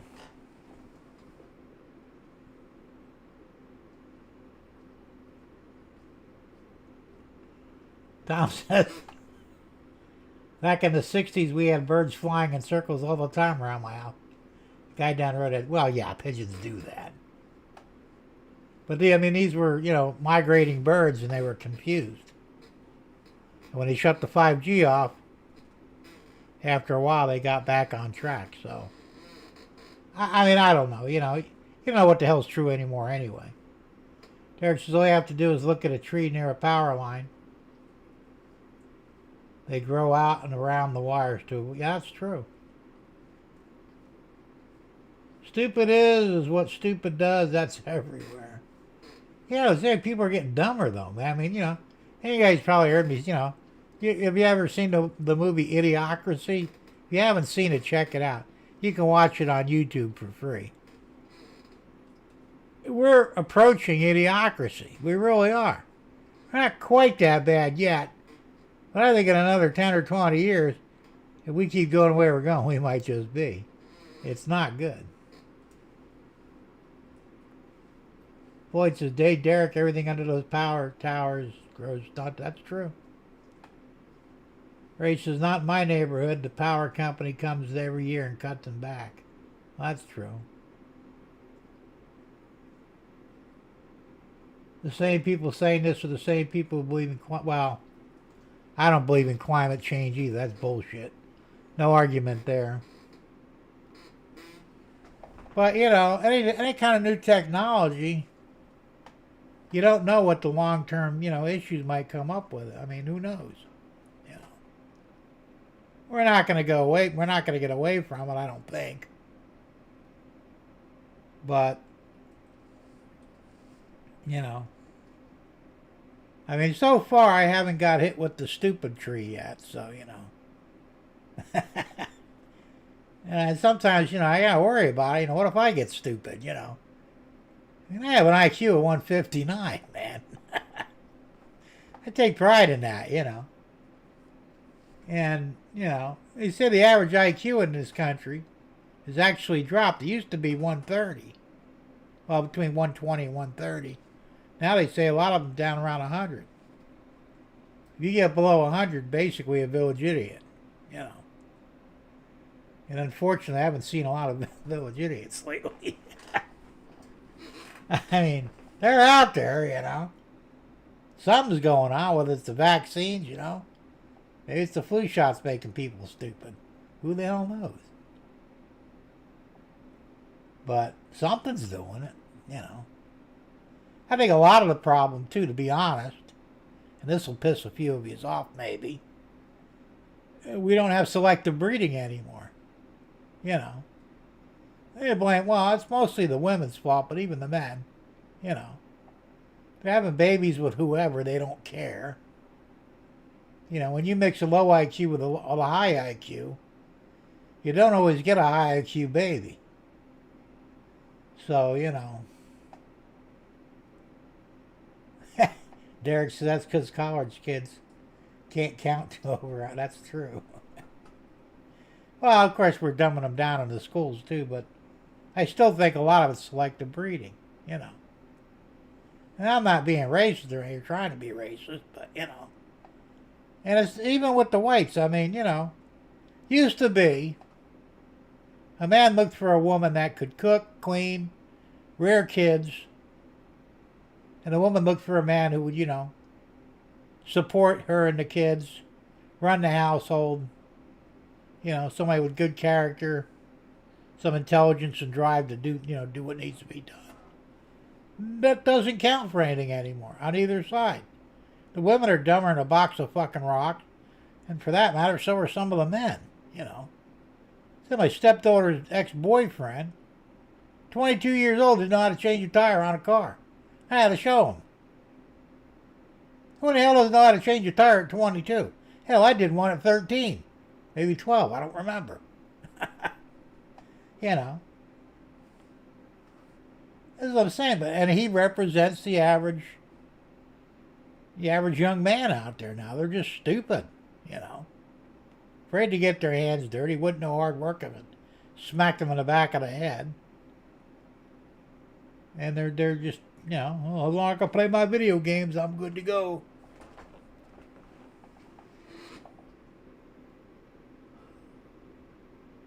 Ray says they can't get past 68 because at 69 they eat it. Good one. Nowadays the kids want to stay home and play video games all day. And the men are looking for men and the women are looking for some other problem. That's what I'm saying. I look at the women today. I mean, obviously, my generations, we're done looking for women, but the young women out there is like, you couldn't pay me to be with one of them. Well, you're not restarting my PC, damn it. Come on.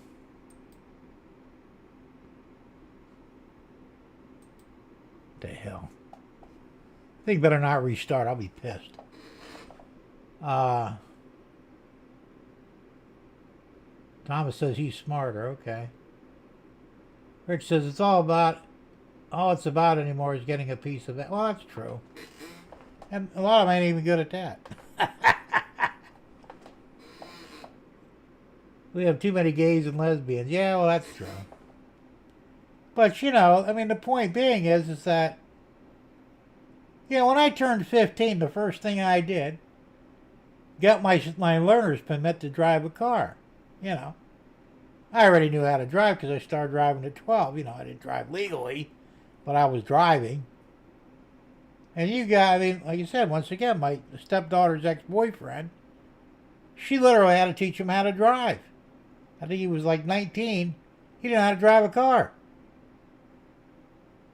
How in the hell do you get that far and not know how to drive a car? Forget about driving a stick. These idiots, they wouldn't know what to do with a stick except maybe shove up their ass. There's a problem here,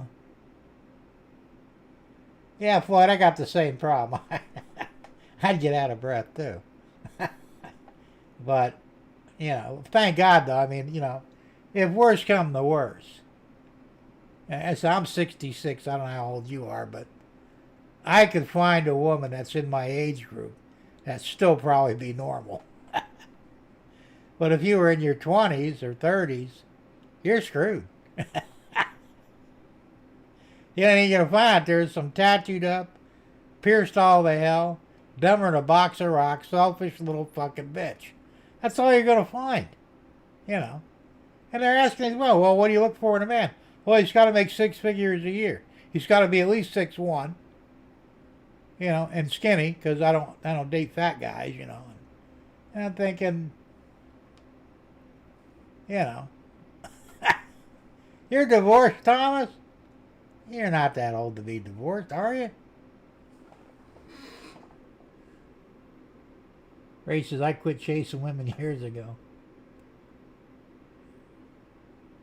Rick said, I knew how to drive a semi before I knew how to drive a car. I can't say that, but I learned how to drive a semi as a teenager too. Like I said, if it had wheels or tracks, I probably ran it,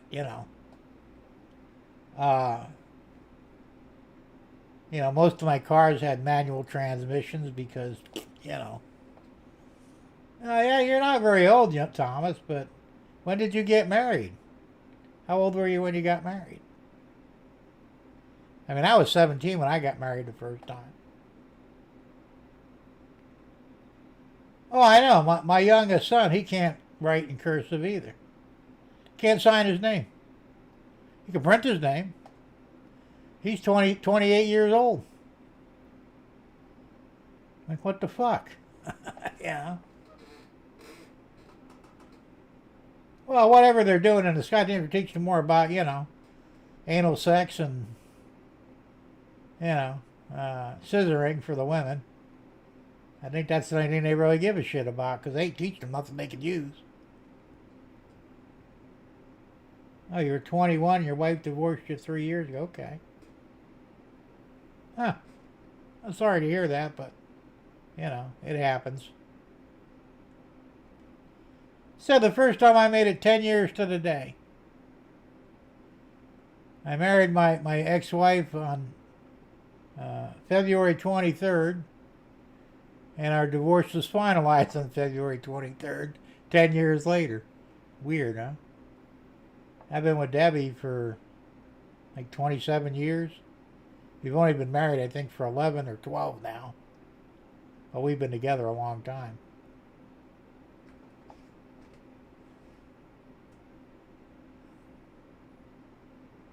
Well, that's another question, Floyd. Is as far as it used to be, it probably isn't anymore. But you had to sign your name for a legal contract. If you couldn't sign your name, you couldn't have a legal contract. Printing didn't work. I mean, now they ask you for both: print your name and sign it. Maybe they can all use the auto pen like mine. Maybe. Nashville says that's a milestone. Well, they say if you can make it 10 years, you can make it forever, but that's not true. But I got to take some of the blame for that too. But it was both of us. We just weren't thinking straight, and it was a mistake. And we actually got back together a few years later, briefly. But it wasn't the same, so I said, this time I left her. She left me the first time, second one I left her. Not proud of it or anything, but, it just wasn't the same. Like I always said, whatever we had is gone. So that's just the way it goes. But I know people that have been married for 30, 40, 50 years.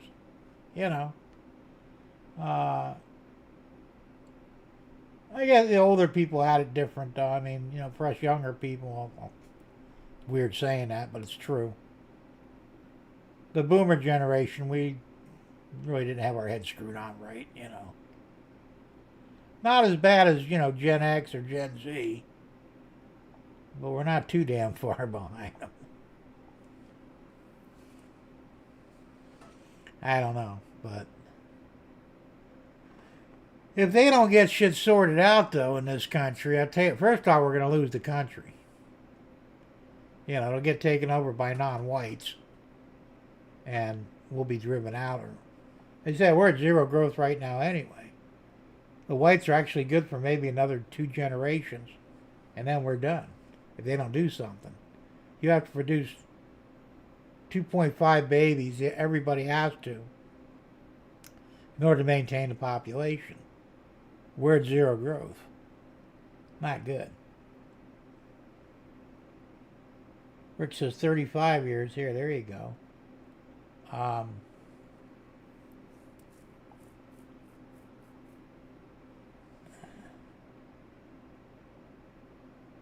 Do I think the spike will be? No, I think it'll be the same. They're not going to change the spike because,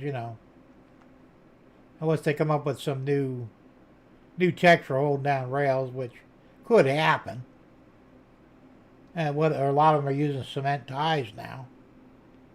Don't they use the screw spike for that? So, yeah, in that respect, if they change out the ties, then yeah, they'll probably update the spikes. But as long as they're using wood, I don't think a spike will change any. They really haven't changed in over 100 years, It might be a little tiny bit different here and there, but they're basically all the same.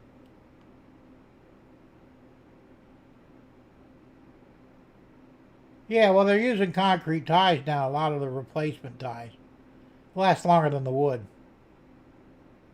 And I think you can't use a conventional spike in a concrete tie. I think that's where they use the screw ones. I don't know if the holes are pre-drilled or not, but because they got, the machine does it now. Maintenance away vehicles. They kick the wood ones out, throw the concrete ones in, and then put the screws in, and it keeps on going down the road. Union Pacific uses, yeah, I'm sure a lot of them are probably going to switch over to that. Rick says, I've seen a lot of screw spikes when I was in Deshore. Yeah, I imagine. They're probably more secure than the regular spikes are because, they're screwing in. So, where the other spikes just basically pounded in. You would think vibration, they'd pop out after a while. And I'm sure they do. I never gave much thought to it, but, it would make sense that they would over time. I mean, you ever see the trains go over tracks and you can see the rails actually, float a little bit. So it's got to be rough. As I said, there has to be constant maintenance on the rails. Otherwise, you'd probably see a hell of a lot more derailment. So, plus the trains are getting longer and heavier. We'll switch over to water here for a little bit, huh? Hey, there's James. How you doing, James?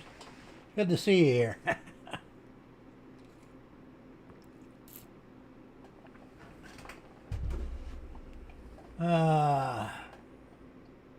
Could be. I have no idea. I don't pay much attention to what's going on in the real world. I'm more interested in the layouts,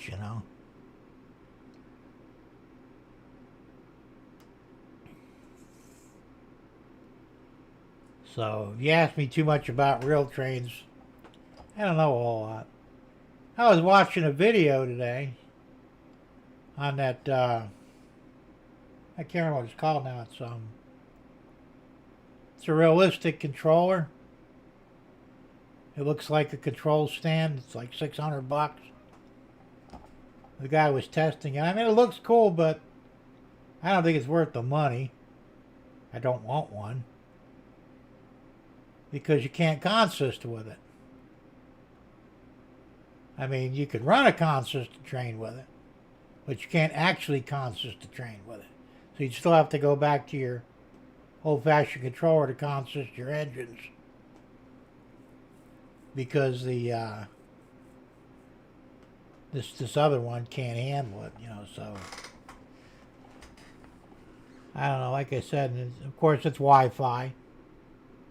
I don't know how well a Wi-Fi controller would really work. Ray says the first transcontinental was CP and UP. Makes sense. They met in Utah. Okay, yeah, that's where the Golden Spike was, right? Without catching a Christmas train post video tonight. Oh, cool.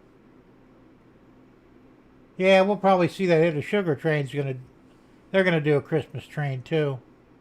I think mostly next month though. I don't think it starts this month. I would get on it, but it's kind of pricey. We were going to, but because we're really tight on money, we're just going to wait.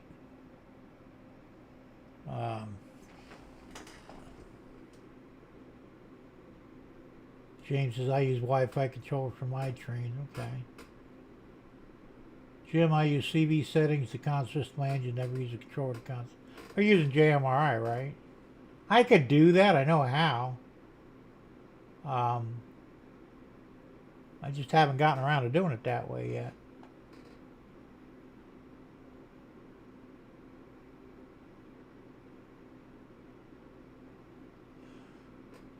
Rick says, I use Wi-Fi on my trains. It's okay. That's cool. Oh yeah, Promontory Point is where they met. The two train lines.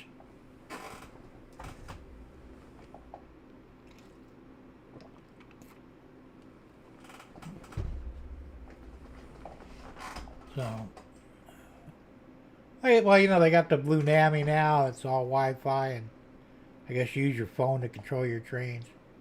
See, I'm not big on the phones either, you know. I don't really have a problem with my controller.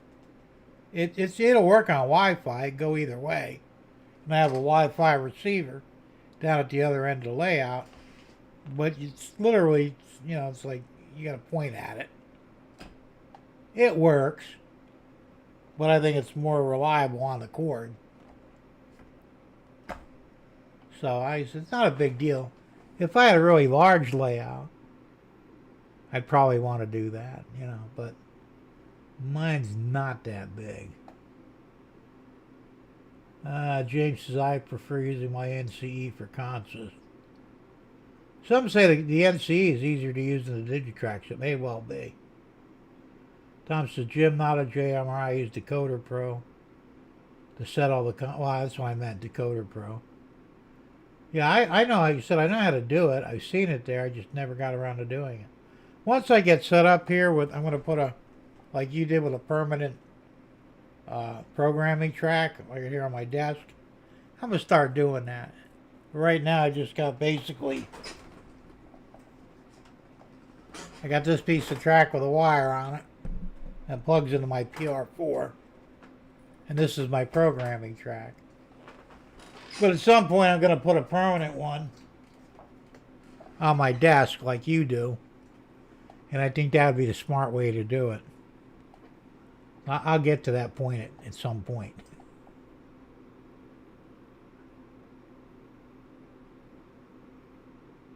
James says, Derek saw the heart specialist. Don't need to see him for a year. That's good.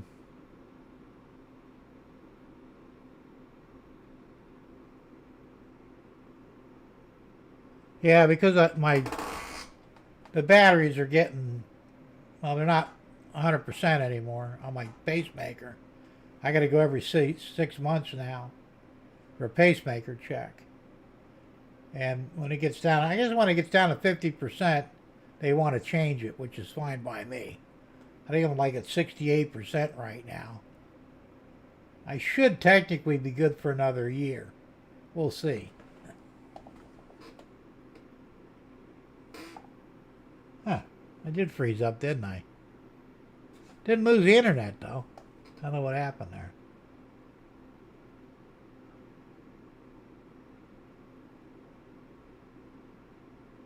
Derek still need to see the rhythm clinic next month. Huh.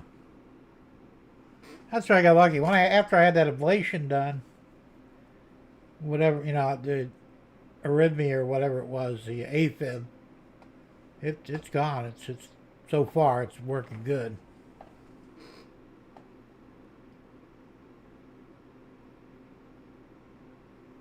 So hopefully it stays that way.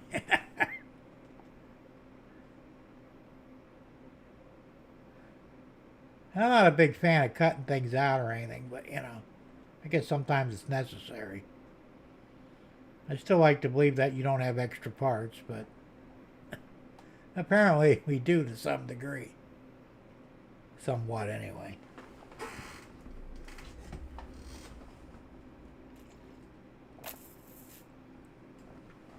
I'm sure they will at some point, Derek. They'll probably have something you can lay on your chest and it'll, like when you're resting or something, it'll recharge it, you know. I don't know, if they put lithium batteries in those things, though, you might be walking around one day and burst into flames, you know. It wouldn't be good.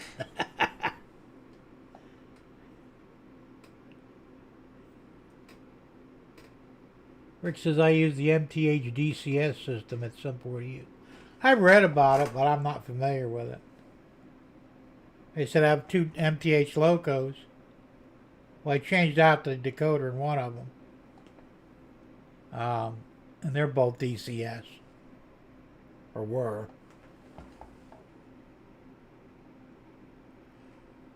You just get more functions with DCS. You should just be able to lay the charging pad over your chest. Well, you know, they're getting really good with them. I mean, mine was good for 7 years. I think Tom Grassi, I think he said it. This is good for 10 or 12. It's like every couple of years they improve them. And eventually they'll have one that probably never goes dead, you know. You use your own body to charge it. So it's just, you know, it's a matter of time. Or they got watches like that. They have watches that use the electrical energy in your body to recharge the battery in it. Now, don't be surprised if they get to that point with the pacemaker. They told me the new one that I'm going to get should be good for, I think they said 12 years. That's fine. You know. It's hard to believe that, you know, mine was put in 9 years ago. Doesn't seem that long, or 6 years ago rather, because mine's good for 7 years. Yeah, because let's see, I've been here for almost 6 years, and I got it done right before I sold the house in Naples. So, yeah, I'll be in my 7th year pretty soon.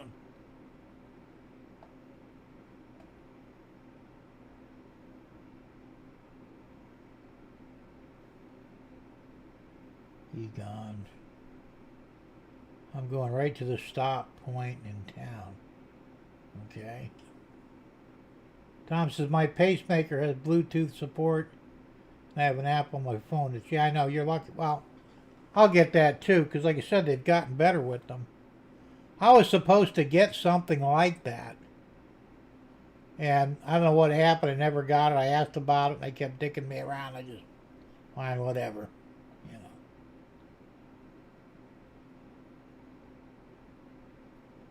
So, like I said, they're getting way better with these things now. As time goes by, they'll get, you know. Well, my late ex-stepfather, or father-in-law, my ex-wife's dad, he had one. Thing was huge. And they put it in his belly.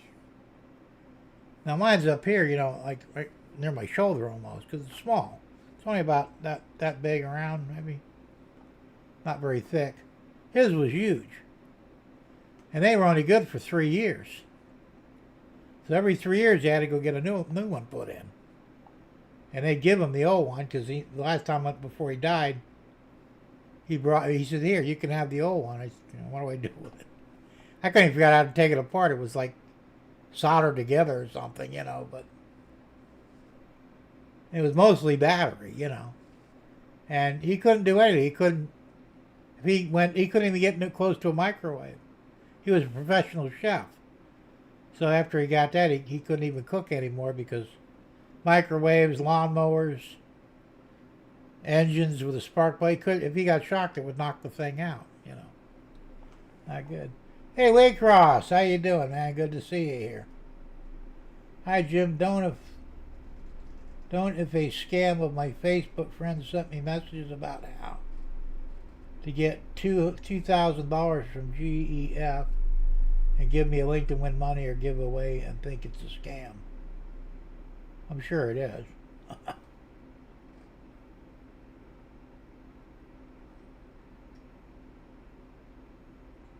Now this is edited watching show on TV and lost the show on my phone.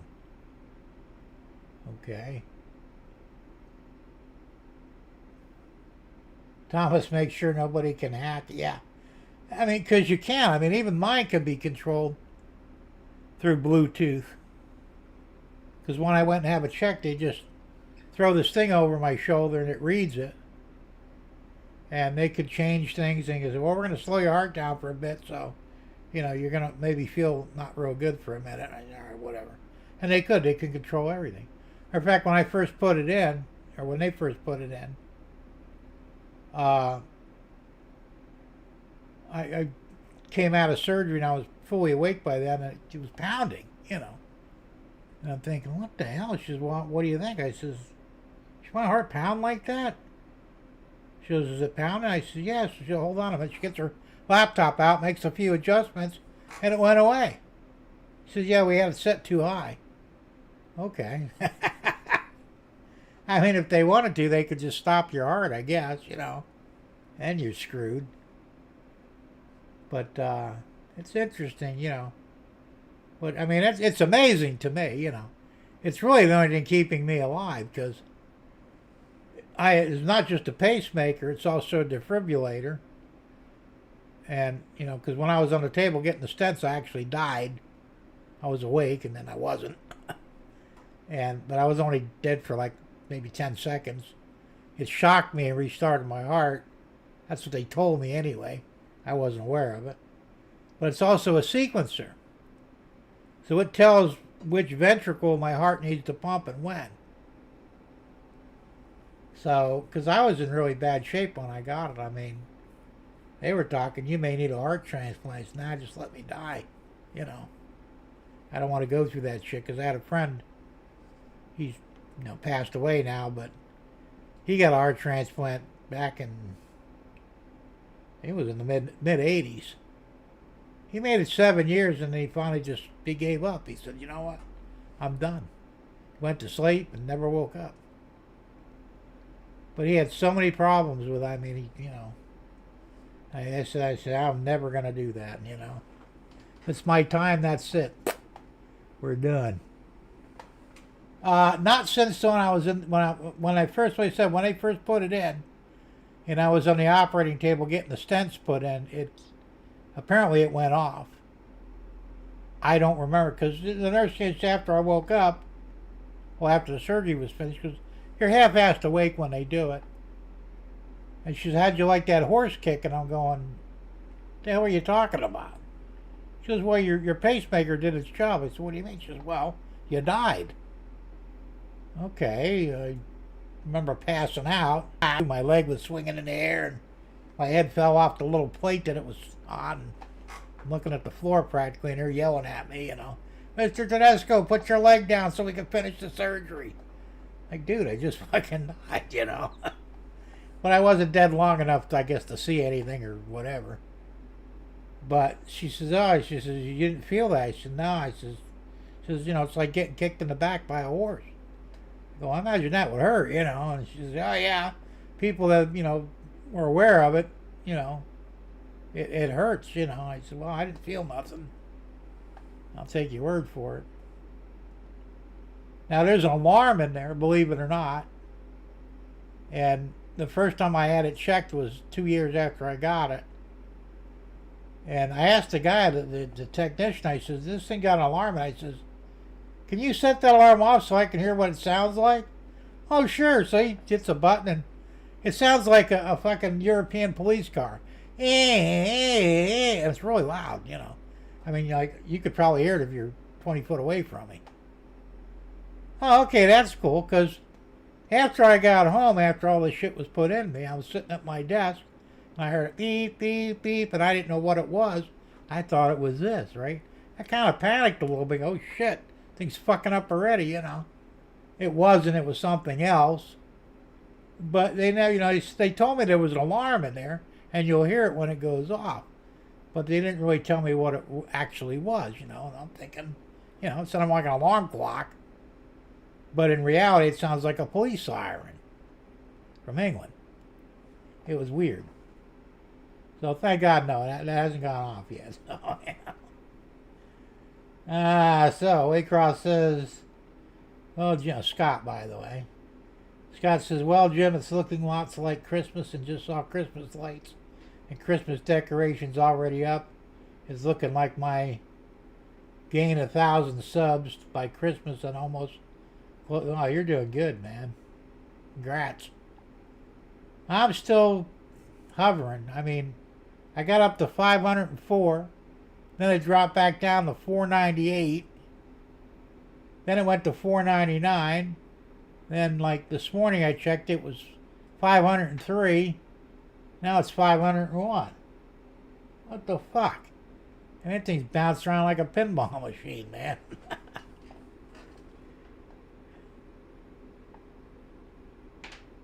Wow.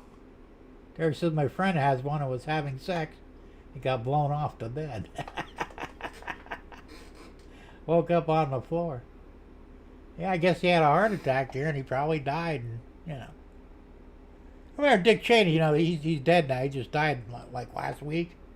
He was the first one to get one of those, the defibrillator. He had like, they're saying he only had 6 heart attacks. I remember he had a lot more than that, but I don't know if they're just, but he had a really bad heart, but you know. And they used to call him Big Dick Cheney because he supposedly had a really big dick, you know. I don't know. But, like I say, he died of old age. I mean, he had other problems, but, because, you know, my wife asked, does this mean you're immortal? Like, no. I wish. And trust me, I could still die, but it won't be from my heart stopping, you know. It'll restart my heart, but if, you know, if I had a stroke or something, you know, I could still die, you know. I mean, if you have something serious enough, it don't matter how much you restart the heart, you're still screwed, you know. But that would be weird, though, having it while you're getting laid, you know.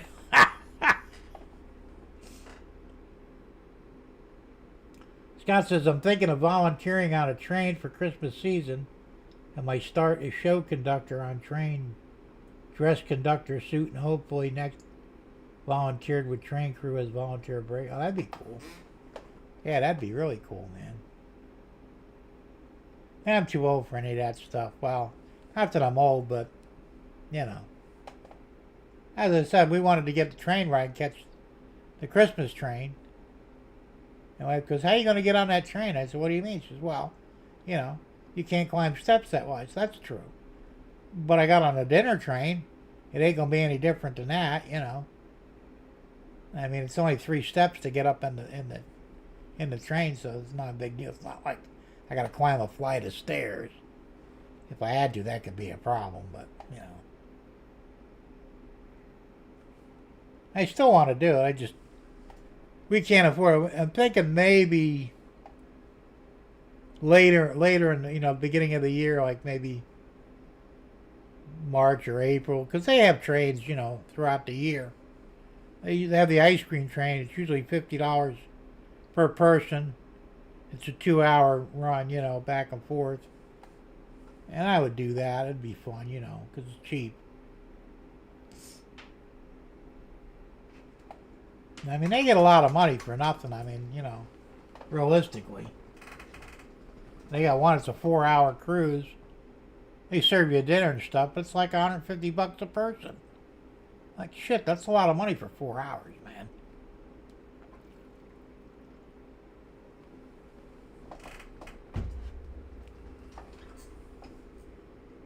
Scott says, I was going to volunteer on Sam's Shortline in Cordell, Georgia, but changed my mind. It's 1 hour 55 minutes away from home.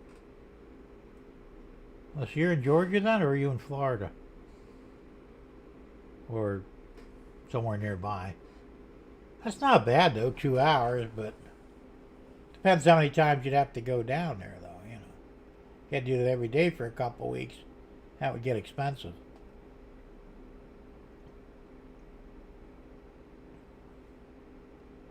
Cordell's in South Georgia, I think, isn't it? I know I've driven through there a few times. Don't really remember where it's at, though. Huh. Still, it might be worth it, though. It'd be fun.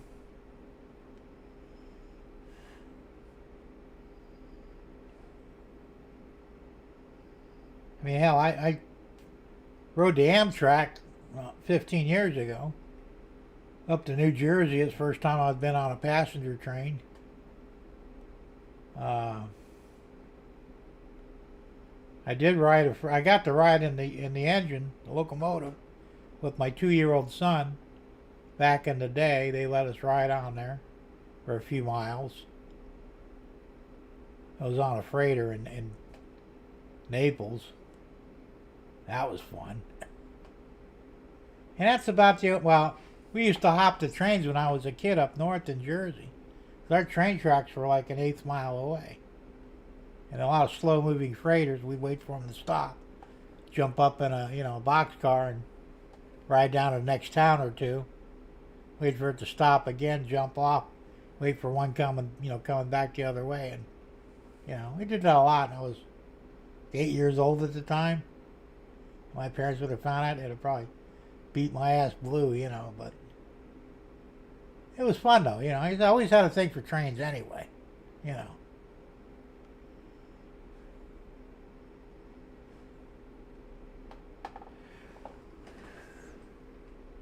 Russ says, I have too many health problems to volunteer right now.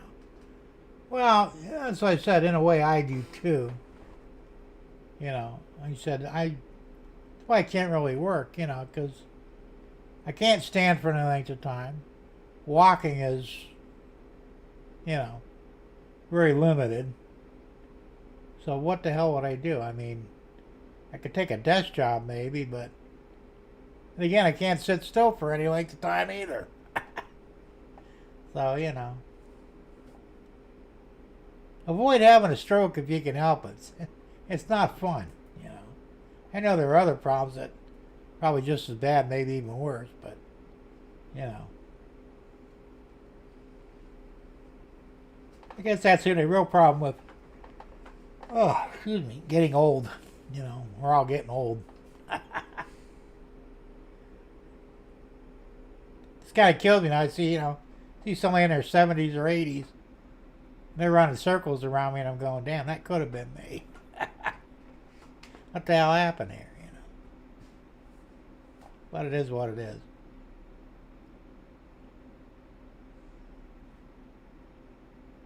I count myself very fortunate because I could have a lot of other problems. My dad had a lot of problems. He had back issues. His heart, of course, gave him a lot of problems.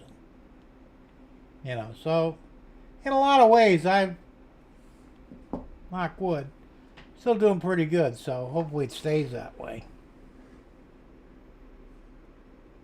Scott says Cordell, Georgia is north of Waycross, Georgia, and Waycross is my hometown, and my channel is based on trains coming going through Waycross. Okay, that makes sense. And CSX, a rice yard, biggest yard in Waycross with a hump yard. Oh, cool. Well, fuck you, Rick.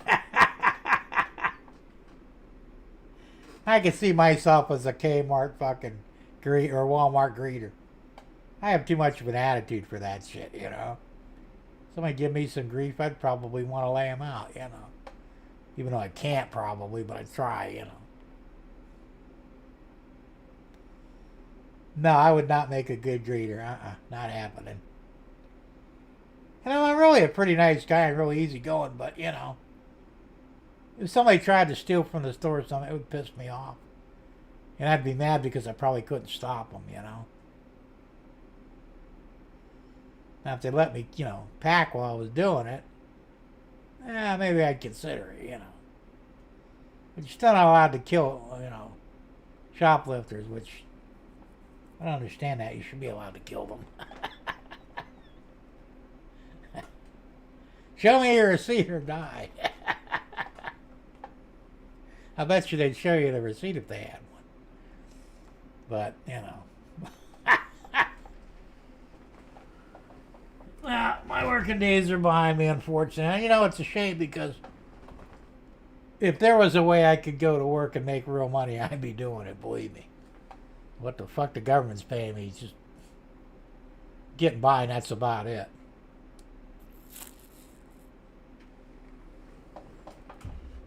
That's why I get a kick when, you know, our COLA this year is going to give you, you know, for me, because I don't get $2,000 a month, I get $1,573. So that 2.8% will probably work out to about $42. Maybe $44. Like, really? That's like getting a 10-cent raise, you know. It's not a raise, it's a fucking insult. So, you know, give me some real money here. How about, you know, across the board, $1,000 raise for everybody? That would work, you know. They won't do it. You know, they give you pennies, nickels, and dimes, and they think they're doing you a favor, you know. Well, you ain't. That's funny, Rick. I was in Florida, and the old guy walked the groceries out to the car and said, "Thank you for shopping at," and had to turn around to look at the store to see where it was. Hey, they got some old guys there, man. They're probably Alzheimer's or right on the verge of it, you know. And most of them are pretty nice, though, but especially Publix. But I don't like shopping at Publix. My wife does. She loves Publix, and I think it's just too damn expensive. I go to Winn-Dixie, you know. And she hates Winn-Dixie because said the food there isn't as good. I said, well, fucking food is fine, you know. Just because the produce isn't shiny and waxed up like it is in Publix doesn't mean it's bad. It means there ain't no fucking chemicals on it, you know. Because all the produce in Publix, they got those stickers on there that, you know, tell you it's, you know, kind of dangerous to eat. You won't find that shit in Winn-Dixie. Of course, Winn-Dixie produce don't last that long because, you know, they don't put a bunch of shit on it. Well, the point is, when you buy it, you take it home and eat it, not store it in your fridge for a week because it won't stay that well, you know. Scott says, only problem is only to have open-air cars. The Georgia Coastal Railway and used to have passenger cars, got rid of them, went different railroad museum, and rather volunteer with train with passenger cars. He had open-air cars. Well, that's what I would get on because they're cheaper to ride on. And Deb wanted to do that anyway. She says, well, you know, you're in an enclosed car and the windows don't. I said, well, the windows roll down. It's not a big deal. Well, I don't want to have a window get away with my picture taken. I'm going, the windows roll down. It's not a big deal, you know. But it's cheaper to get in the open air car than it is the air-conditioned car. So it's like, whatever. But I see your point, you know, so.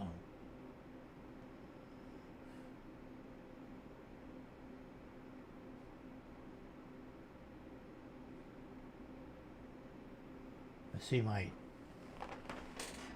chat overlay froze up. Not surprisingly. Let me clear it and see if that'll correct it, maybe.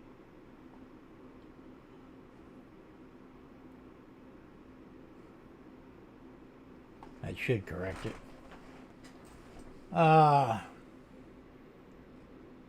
would volunteer for something if it was short term. And I didn't have to do a lot of walking or something, you know. I wouldn't mind volunteering to operate the locomotive. They wouldn't let me do it, obviously. But that I would volunteer for. Yeah, I'll drive that fucker. God help every one of the passengers on the train if I do. But it would still be fun, though.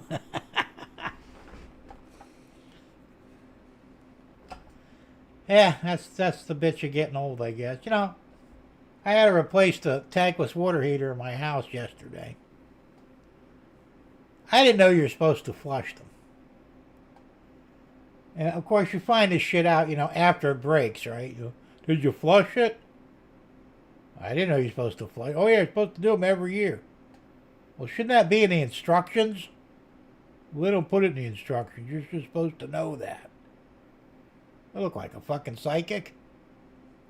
Well, anyway, it went 5 years and never cleaned it. We have terrible water, you know, in this area. I fucked it up. I mean, I actually did try flushing it, you know, with vinegar. Didn't make a difference. So I ended up replacing it. Another $300 shot in the ass. But now I got, basically, here I have to flush them every 6 months. It's working great now, though, you know. But for a while there, we weren't getting any hot water at all.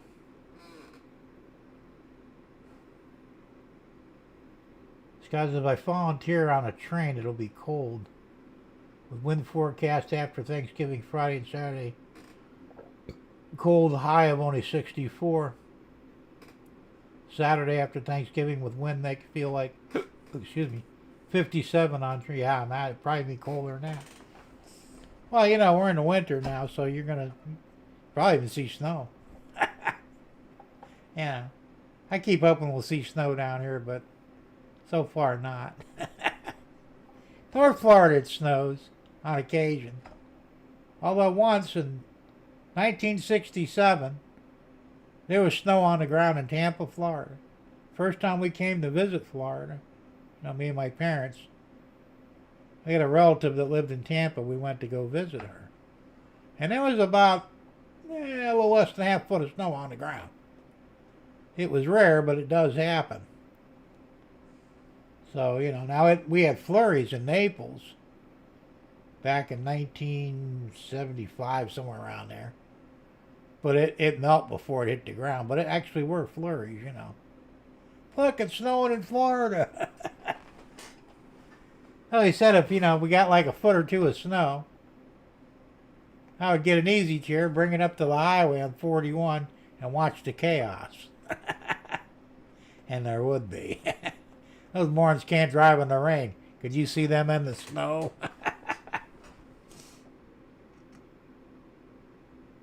Boy, it says, I'll send you all my snow. Yeah, I'll go for it, man. I can't plan it anymore. I used to. I used to take all my vacations up north in the winter. Because my sister and my brother live in Indiana. I'm not from there, but they wound up in Indiana. I used to go, and Ohio. I'd go up in the dead of winter. Be snow on the ground, ice fucking cold. I loved it. That was before I had the stroke. Now I'd have a problem with it, but I still don't really mind the cold too much. But Rick says we already had snow here, just flurries. Okay. Scott says my desire is to be volunteer brakeman and assist a locomotive engineer with hand signals, and I was told my volunteer brakeman that would go to school to be a volunteer. Oh, that's cool. John Nippenberg. Hey, John, you finally got through with your cookout. Was it good? He says, hey, I made it back. Awesome Texas and Cincinnati style chili at our cook-off. And a distilling buddy gave me a bottle of a special bourbon. There you go. I'll get trashed until Christmas now. Russ says, wear your fleece-lined hoodie under your conductor uniform. Well, yeah, exactly.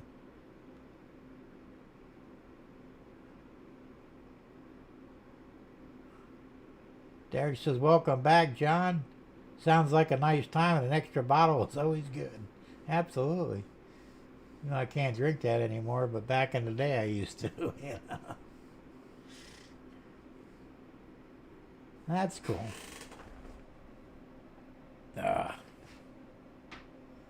Yeah, we talked about a bunch of stuff, John. You missed most of the train talk. We're still talking trains a little bit, but we're talking other shit too.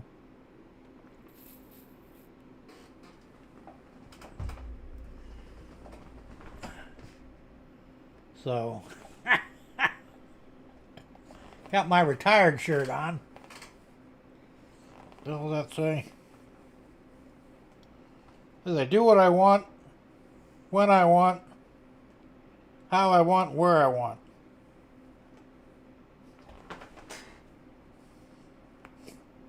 See also, not my problem anymore. I got this shirt. I thought it was pretty good. The trains were running, John. You missed them. I got a section of dirty track over there I got to clean up tomorrow. It stalled out on it, but it was doing good for a while there. I ran it for about almost 4 hours today.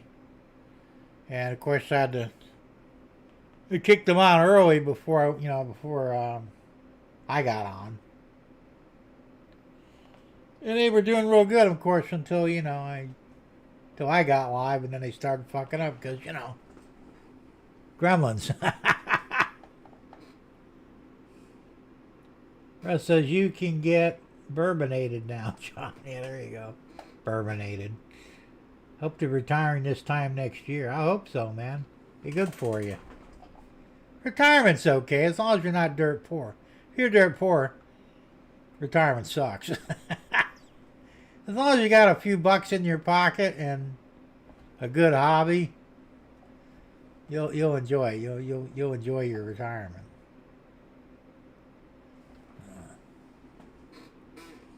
I don't mind the retirement, and I retire early, 47, because of the stroke. I never planned on retirement. I really thought I'd be working till the day I died.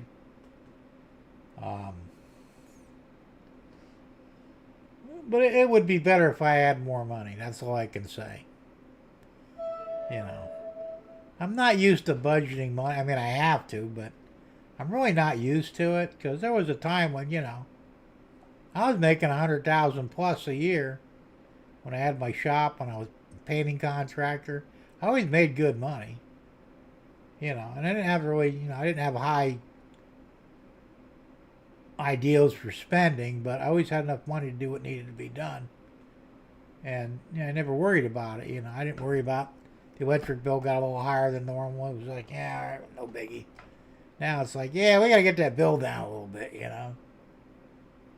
It's just the way it is. So that's the only part that really sucks about being retired. I don't have the money that I'm accustomed to making, or was accustomed to making. Derek says everything is better with more money. Absolutely. You say money can't buy happiness, but it kind of can in a way. John says the city tells me 59 and a half is the magic age. I'll have 34 years, and that's not bad. You gonna retire early then? I could have retired last year at 65, and with I said because I'm on disability, and they're not taking me off disability and switching me over to regular Social Security, which I wish they would, because I would get more money. I'd be getting like $3,200 a month from Social Security, because I put a lot of money in, and the last statement I got, they showed that's what I'd get. But on disability, I'm only getting $1,573. And I started out, I was only getting 11 something. Thanks to the COLAs. It bumped me up a little bit, but no. If I had another 1,500, I'd be happy, man, I get like 3,000 a month. I'd be good to go. But it doesn't look like that's going to happen, so. Oh, well, they're talking about giving retirees an extra $200 a month for the next 6 months to help offset inflation. I mean, it'll help. I would certainly take it. But the reality is it's a joke. I mean, they think it's not, oh yeah, you're going to get, if you're making $2,000 a month on Social Security, you'll get a $54 increase with the COLA. $54 is a fucking insult, I mean, if you wanted to use that money to go out to eat, that'll just barely pay for a restaurant dinner for one person. It ain't shit, So.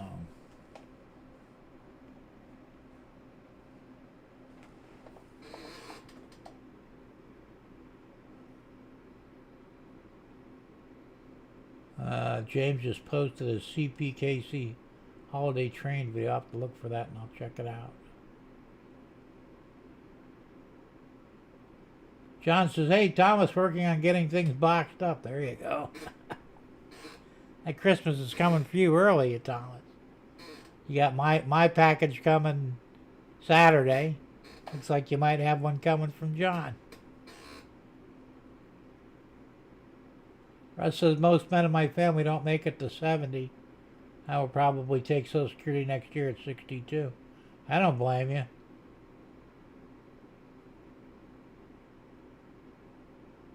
Of course, you might get lucky and be the oldest member of the family, My mother-in-law said the same thing. She's 83? I think she's 83. Said nobody in my family on either side lived past like 56, 57. She's the oldest living relative in her bloodline, and she doesn't know why.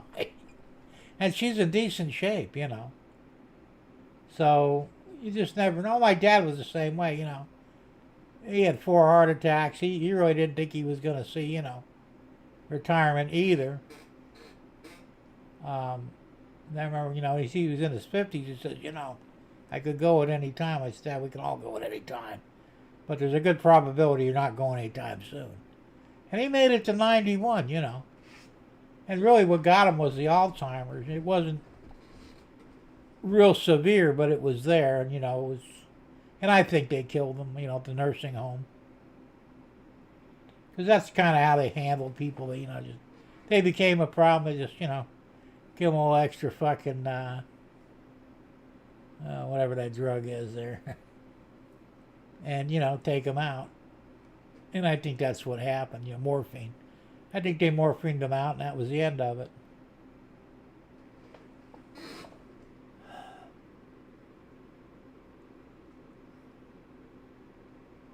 Derek says the increase is only on the first 18,000. Do Jim, you and John K are part of my railroad family. Well, that's cool.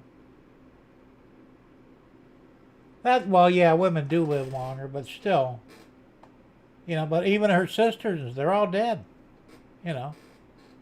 Her mother died young. Her grandmother died young. So she's like, nobody's lived as long as she has in her family line. So most of them died like in their late 50s, maybe 60, 61. She didn't think she was going to live that long either, and here she is, 83 years old, still kicking, you know.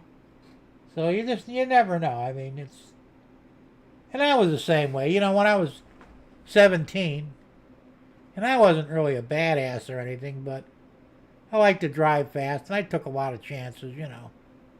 And I really didn't think I'd see 18. Then when I made it to 18, I said, well, I won't make it to 21. You know, and I did. And then when I got to 21, I said, well, I won't make it to 25. You know. And when I hit 25, I said, I guess I'm going to fucking live forever. You know. But I really didn't think I was going to live that long. You know, I just had it in my mind that, you know, I wouldn't live a long life. But I was wrong, you know. Thank God. I mean, a lot of my friends didn't have that opportunity. But I figured, you know, like I said, the average age of my family seems to be, well, the magic number is 91. Will I see 91? I don't know. If I do, then I'll probably see 100. Oh, we'll see. But my dad, you know, he passed at 91. His sister, my aunt, she died at 91. I think my Uncle Johnny, he was retarded. I think he made it well in his late 80s. My mother, she died at 89. No, 80 rather. But they killed her in the hospital. She was allergic to morphine. They gave her morphine. That's what killed her. So if she hadn't had the morphine, she might have lived a lot longer. Because her mother, my grandmother, she lived well in her 90s, and so did you know, her father, my grandfather. He lived in his 90s as well. So longevity really runs on both sides of the family. Assuming the hospital or the doctors don't kill you, you might live to be you might live to be really old. Who knows?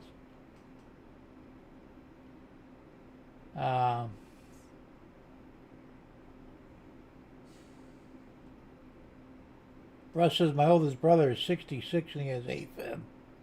My father passed at 66. Well, they can fix AFib now. I'm 66 now. I had AFib at, what would have been 60? I was still in Naples, so it would have, yeah, probably, it was 59 or 60. And, you know, they said, well, you got AFib, you know, we can give you drugs, but they're only good for so many years. And they had the ablation surgery, so I said, well, I'll just do that, you know. And thank God it went away. Rick Strange says, my mother is 90 and still drives. There you go. So that's what I'm saying, you know. Well, that's true, Thomas. You don't know when you're going to go. I mean, anything could happen. But, you know, like you said, given luck and some prayer and the grace of God, you might live long, you know. Who knows? Jerry says the Cookie Monster strikes again. Good evening, everyone. Oh, are you gone? Or are you taking off? Rick says my brother died at 62. Yeah, that's young. Well, like I said, anything could happen. Like I said, I had friends in school. They never saw 18, I mean, everybody was dying. Of course, a lot of it was... All right, Floyd, well, thanks for popping in, and have a safe weekend. Be careful out there, and remember to play with your trains. And we'll see you next week. But even if they had the tech to tell when a person would pass, I still would not want to know. I wouldn't either. I mean, there was a thing back in the day, and my brother talked me into it, and both of us were supposed to die at 76. Will that happen? I don't know. I don't think anybody can predict when you're going to die. If it does, it does. If it doesn't, you worry about it. But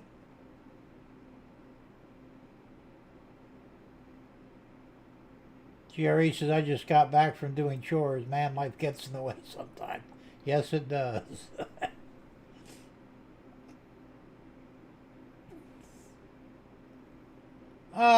Yes and no, Thomas.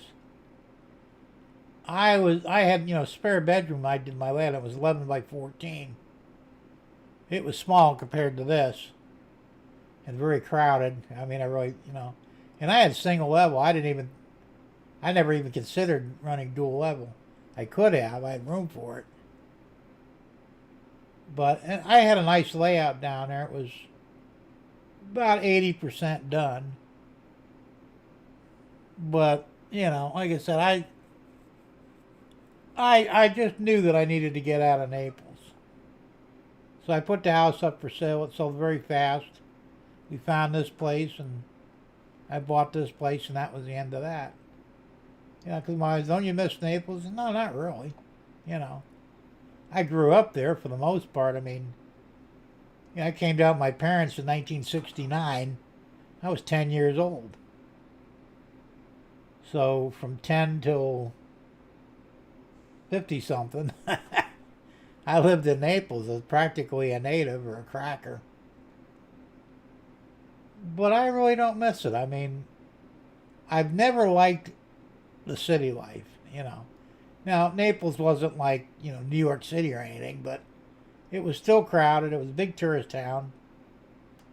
And, I remember years and years ago when it was small and just a blip on the map, you can go from one end of town to the other in about 10, 15 minutes. During the season now, it's going to take you over an hour. The traffic is horrendous. They've overbuilt the place. My house just sold, my old house, it sold for $1.1 million just last year. I sold it for $298. And I knew it was worth more, but I didn't have money to put into it, but I didn't care. I bought this place for $172. Oh, I wound up with $100,000 left over, but, But still, I mean, like I said, it's just... I'm not big on moving, but something just told me I needed to get out of Naples, and I'm glad I did. It's gotten worse down there. The crime's become a problem. The hurricanes are a big problem. And I think it's a lot safer here in the middle of the state. So we'll see. Thomas says, my vinyl layout is my pawpaw's basement. It's a $500,000 one. Okay. That's pretty big. Russ says, a couple of guys I graduated with passed in their 20s, never had families, very sad. That's like I said, in all honesty, that's why I quit school. My graduating class, they're all dead. Not all of them, but most of them, Like, fuck, if I stay in school, I'll probably die too, you know? It was like a curse. So, I went off on my own. Russ says, I'm inundated with chores every day. That's true. John says, do you still have the New York City pacemaker, Thomas? I don't know what that is. Rick says, I have the chance to inherit 19 acres with a house and 2 barns. That'll be nice. I wish I could have got more land. I said I got less than 2 acres here. It's okay, you know. I wish I had, 10 or 20 acres. But,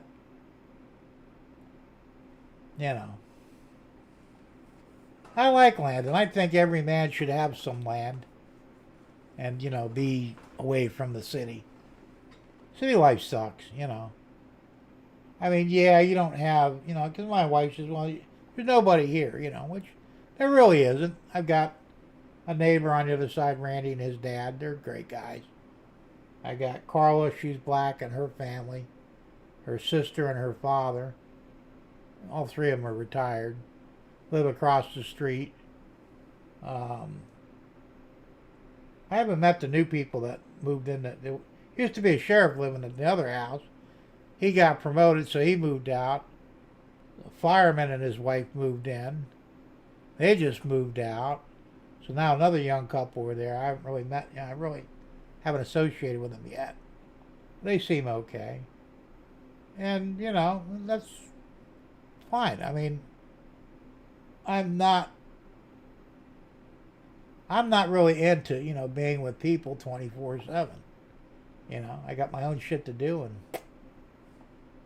everybody's fine. I can't stand it when people are constantly, hey, you got something I could borrow, you got money. I mean, I had people back in Naples, and seriously, neighbors.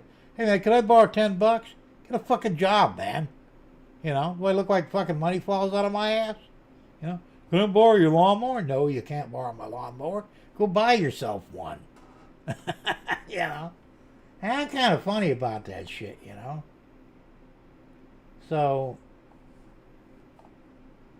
I don't miss any of that, or hearing everybody's drama, Hey, I was doing pretty good, I met this person, they're real assholes, and they're giving me a hard time.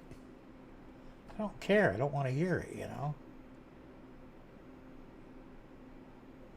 Well, that's true, Rick. There is a lot of work with it, but, if you get yourself a good tractor with a mower attachment on it, you'll be fine. That's really all you need, If I would, I wanted to buy, there's 4.5 acres that's beside and behind me. I was trying to buy it when I had the money because it was only worth about $25,000, and the guy who had it didn't want to sell it to me because he didn't know me. Doesn't matter. My money's good. Sell me the fucking land, Well, he wouldn't do it. Now the land, it's pending right now for $199,000. Not worth it, And I don't really want anybody renting it because I don't want too many people here. But if I would have got that land, I would have bought a tractor, a used one, with a mower attachment on it. And I would have took care of that myself because, how hard is it to sit on a tractor and mow the lawn? And that would really be the only maintenance you'd have, So, depending, I mean, there's probably other things, but that would be the majority of it, so, And most of that land's in the woods anyway. It's all trees and, so you wouldn't even have to mess with it. So,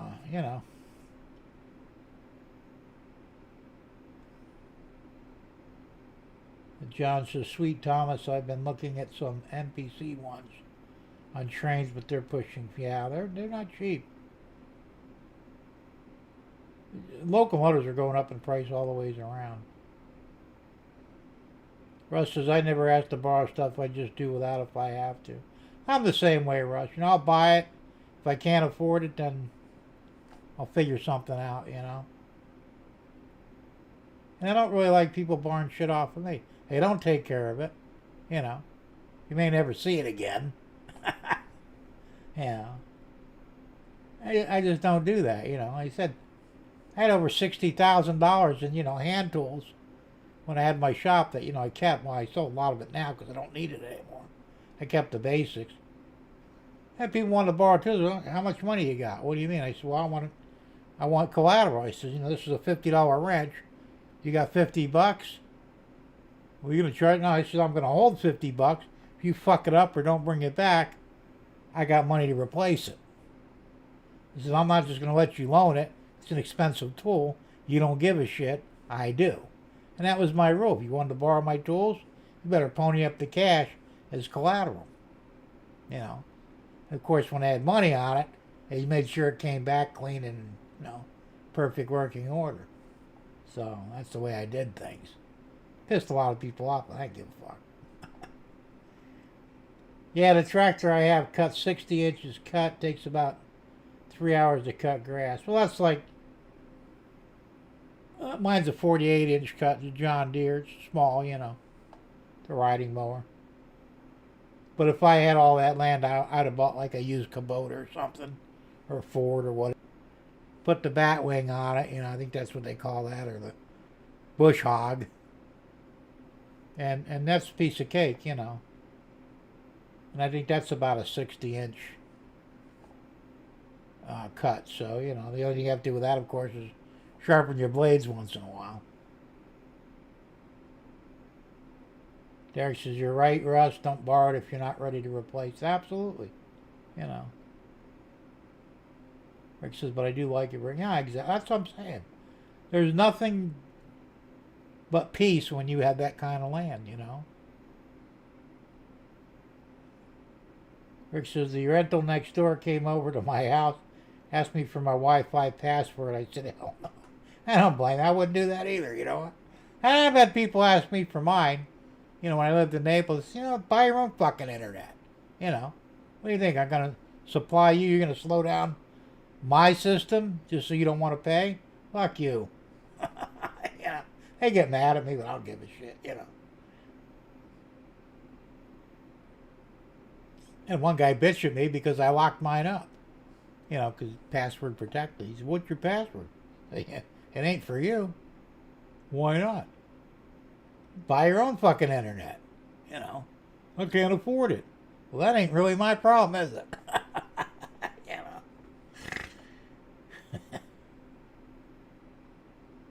John says, I don't have to do any yard work here at the condo, and my brother rolls bales of hay at the farm.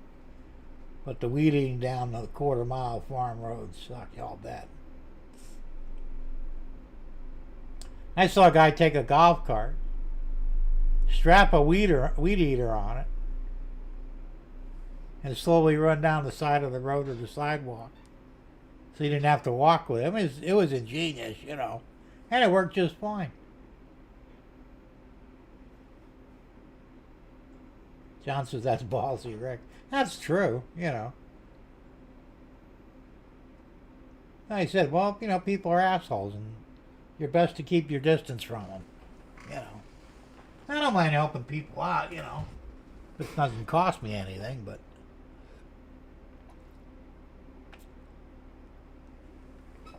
I mean, my neighbor, he's a little bit younger than me, but not much. I think he's like 52, somewhere around there. Not in the best of health.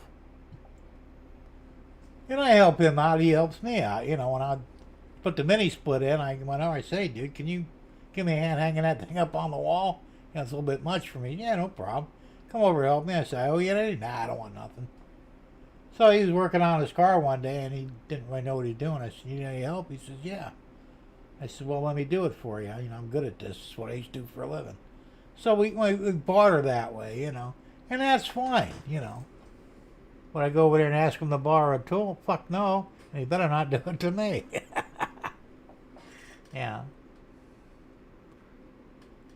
Rick says it was funny when the landlord kicked them out.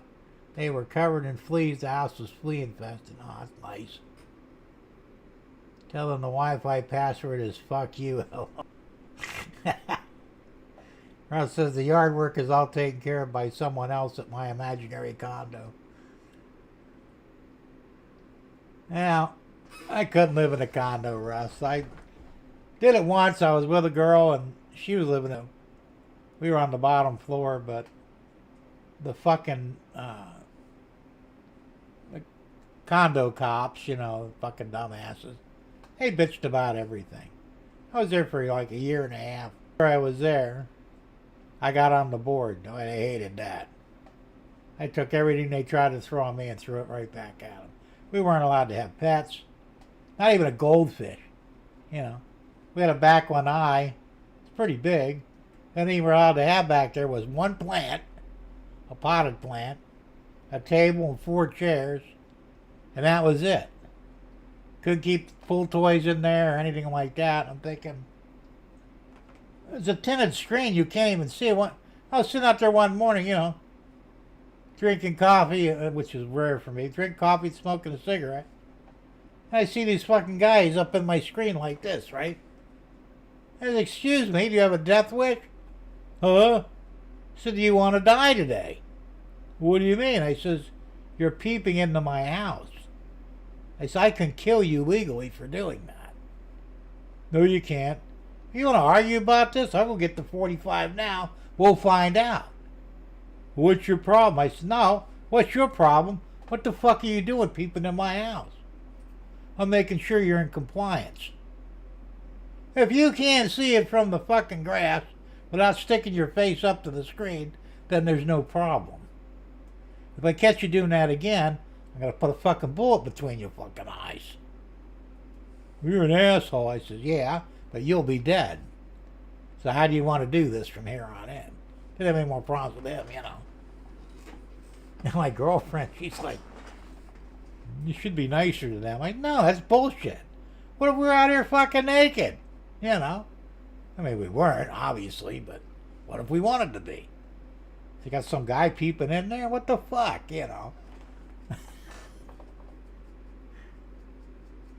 So I don't deal well with other people. And it just... John says, no way in hell am I getting on our condo board. My neighbors are pretty chill. Well, you're lucky. Like I said, these people are assholes. They're old farts.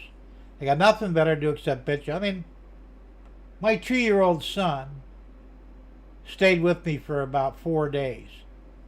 Well, the legal limit was 2 days. So I actually had to pay a fine to keep him there for 4 days. And I says, it's my fucking kid. He's 2 years old. Doesn't matter. Can't stay more than 2 days. Then they bitched about my car because I had a 65. What was I driving then? I was driving the Firebird, 82 Firebird, and it was built up a little bit. It wasn't terribly loud, but it was a little louder than normal. They bitched about that. You got to get another car. I said, yeah. Oh, you gonna buy it for me?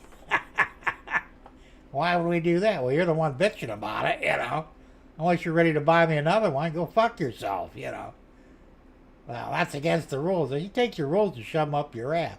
I says, once you get in front of my car, we'll see how your rules fucking keep you alive for me running you over. I was a real asshole. I didn't care at that point, Finally, after a year and a half of that, I said, you know what? We're getting the fuck out of here.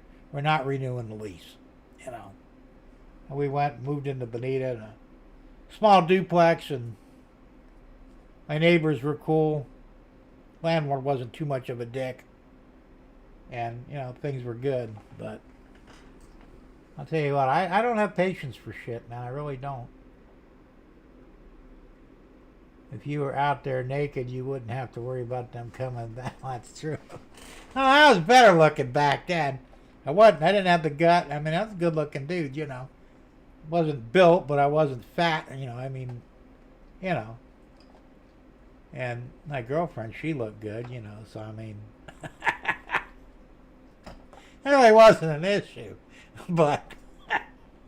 Still, I mean, the balls of somebody going around peeking at people's screens, man.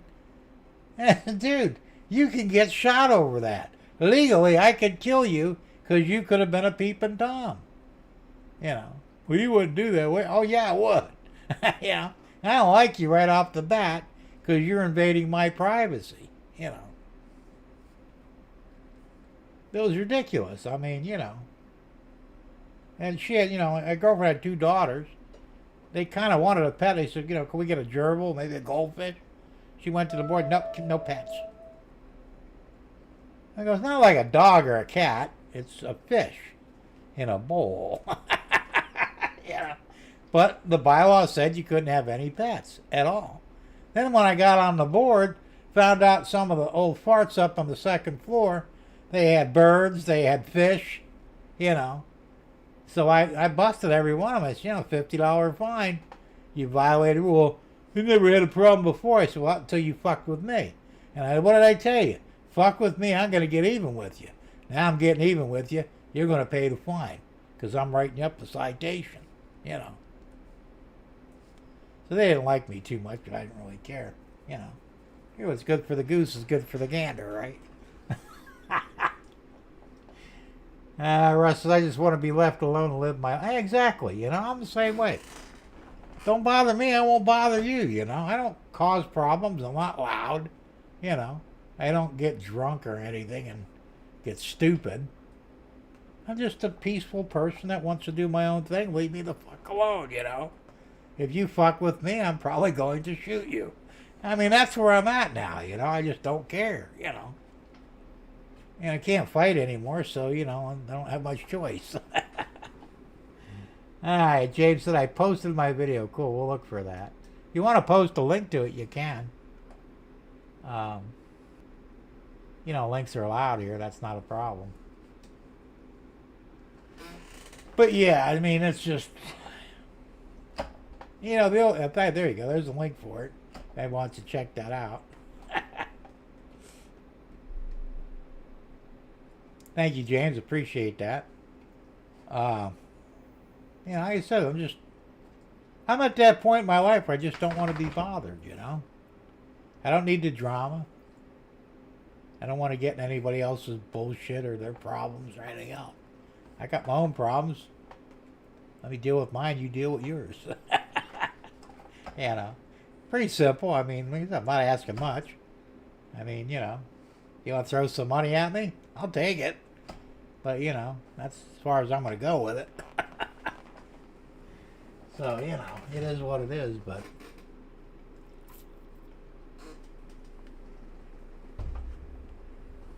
There's a James Floyd posted a link to it 20 minutes ago. Oh, did he? I didn't even notice it. Damn it. That tells you how much I'm paying attention, doesn't it? I'm so bored, can't even pay attention. Couldn't help but I had to say it. Okay, Derek, thanks. I did not see it. I didn't see it either. But it's there anyway, so now you guys can click on it whenever. So, I think I ran out of shit to talk about. I thought I had so much more to talk about, and it turns out I really didn't.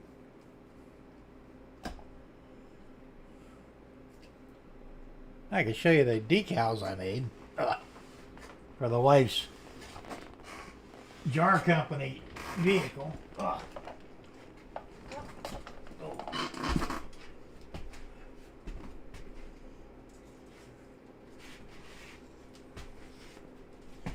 I already sealed it in clear coat, so it'll be ready to cut out and put on.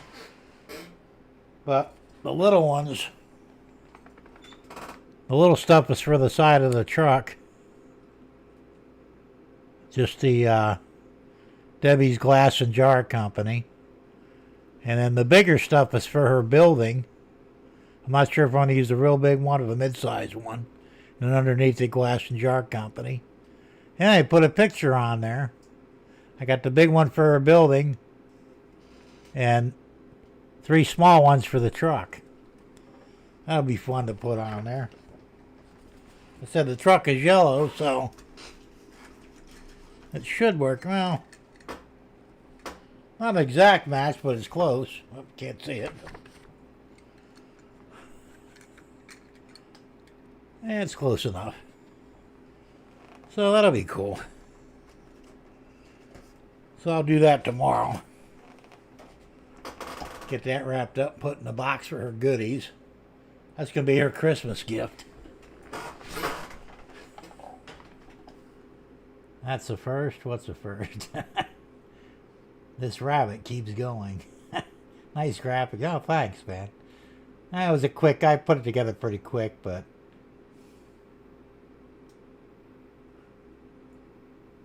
Nice train. So, yeah, that's what I'm going to do that tomorrow, and... I don't know. Wife bought another mini chicken coop. More of a run. It's a small metal cage. I gotta assemble it. She's been after me to get cracking on it, and I've been dragging my ass. I don't want to do it. Why do you keep buying things I gotta put together? But, you know, I gotta have to do it because her chickens are getting old enough to where they need to be, you know, outside in the run. So, we'll see. The writing came. Yeah, I did. So,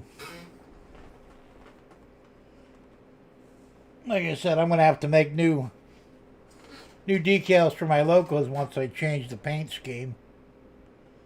I might get a little fancier on that too. We'll see.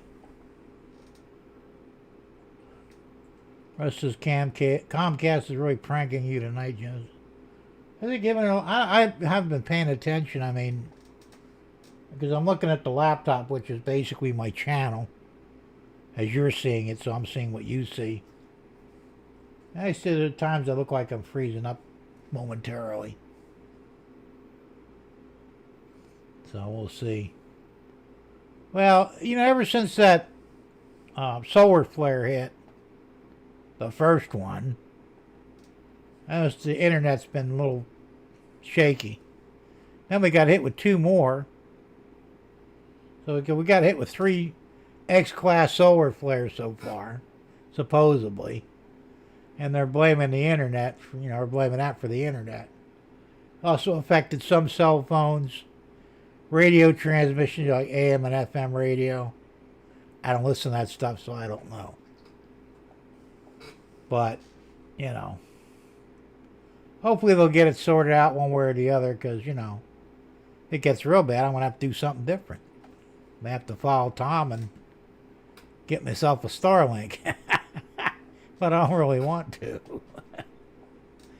I'm just not into that. That thing lock up again, son of a bitch. Let me reset it again. Seems like it always does it right before I'm ready to sign off. Last week I couldn't post some of your stuff up there because it froze up, and by the time I got it reset, because if you already put something on there, then it won't go on my overlay. So like right now, Rush is not terrible. Okay. Rush is freeze and buffer pranking. LO. Yeah. And it's weird because here it's showing good. I'm still in the green. Well, now I've moved up to 1.1 dropped frames, which isn't bad. 1.1%. CPU usage is a little high, but not terrible. I don't know what the hell is going on. Anyway, it's after 9, so we're going to wrap this up. As usual, thanks for hanging out with me. We always have fun and talk about the weirdest shit. And I'm sure I'll have more to tell on the show next week, because my decoder buddy should be coming Monday. And I'm going to do a video on a how-to video. I mean, some of you guys don't need it, but for those of you who do, maybe it'll be helpful. And I'm going to videotape through the whole process on changing it out and setting it up. Other than that, I don't know what else I'm going to be doing. Maybe I'll try and get some work done in the lab. Who knows? Anyway, let's wrap this up. I want to run the outro. Remember to flip off the signal guy. He's been there forever. What, 6 years now? Give him a good flip off, but don't wait too long because I shut it down right after I pass him. Anyway, we're going to go ahead and run this, and I'll post what I can on here for the overlay. Good night, everybody.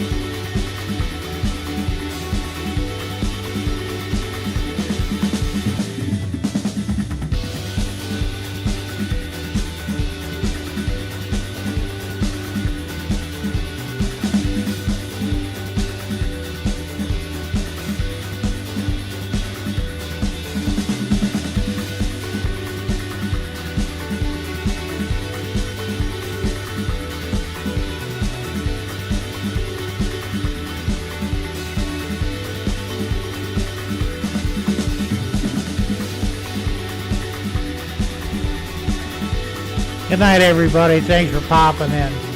Don't forget to flip off the signal, guys.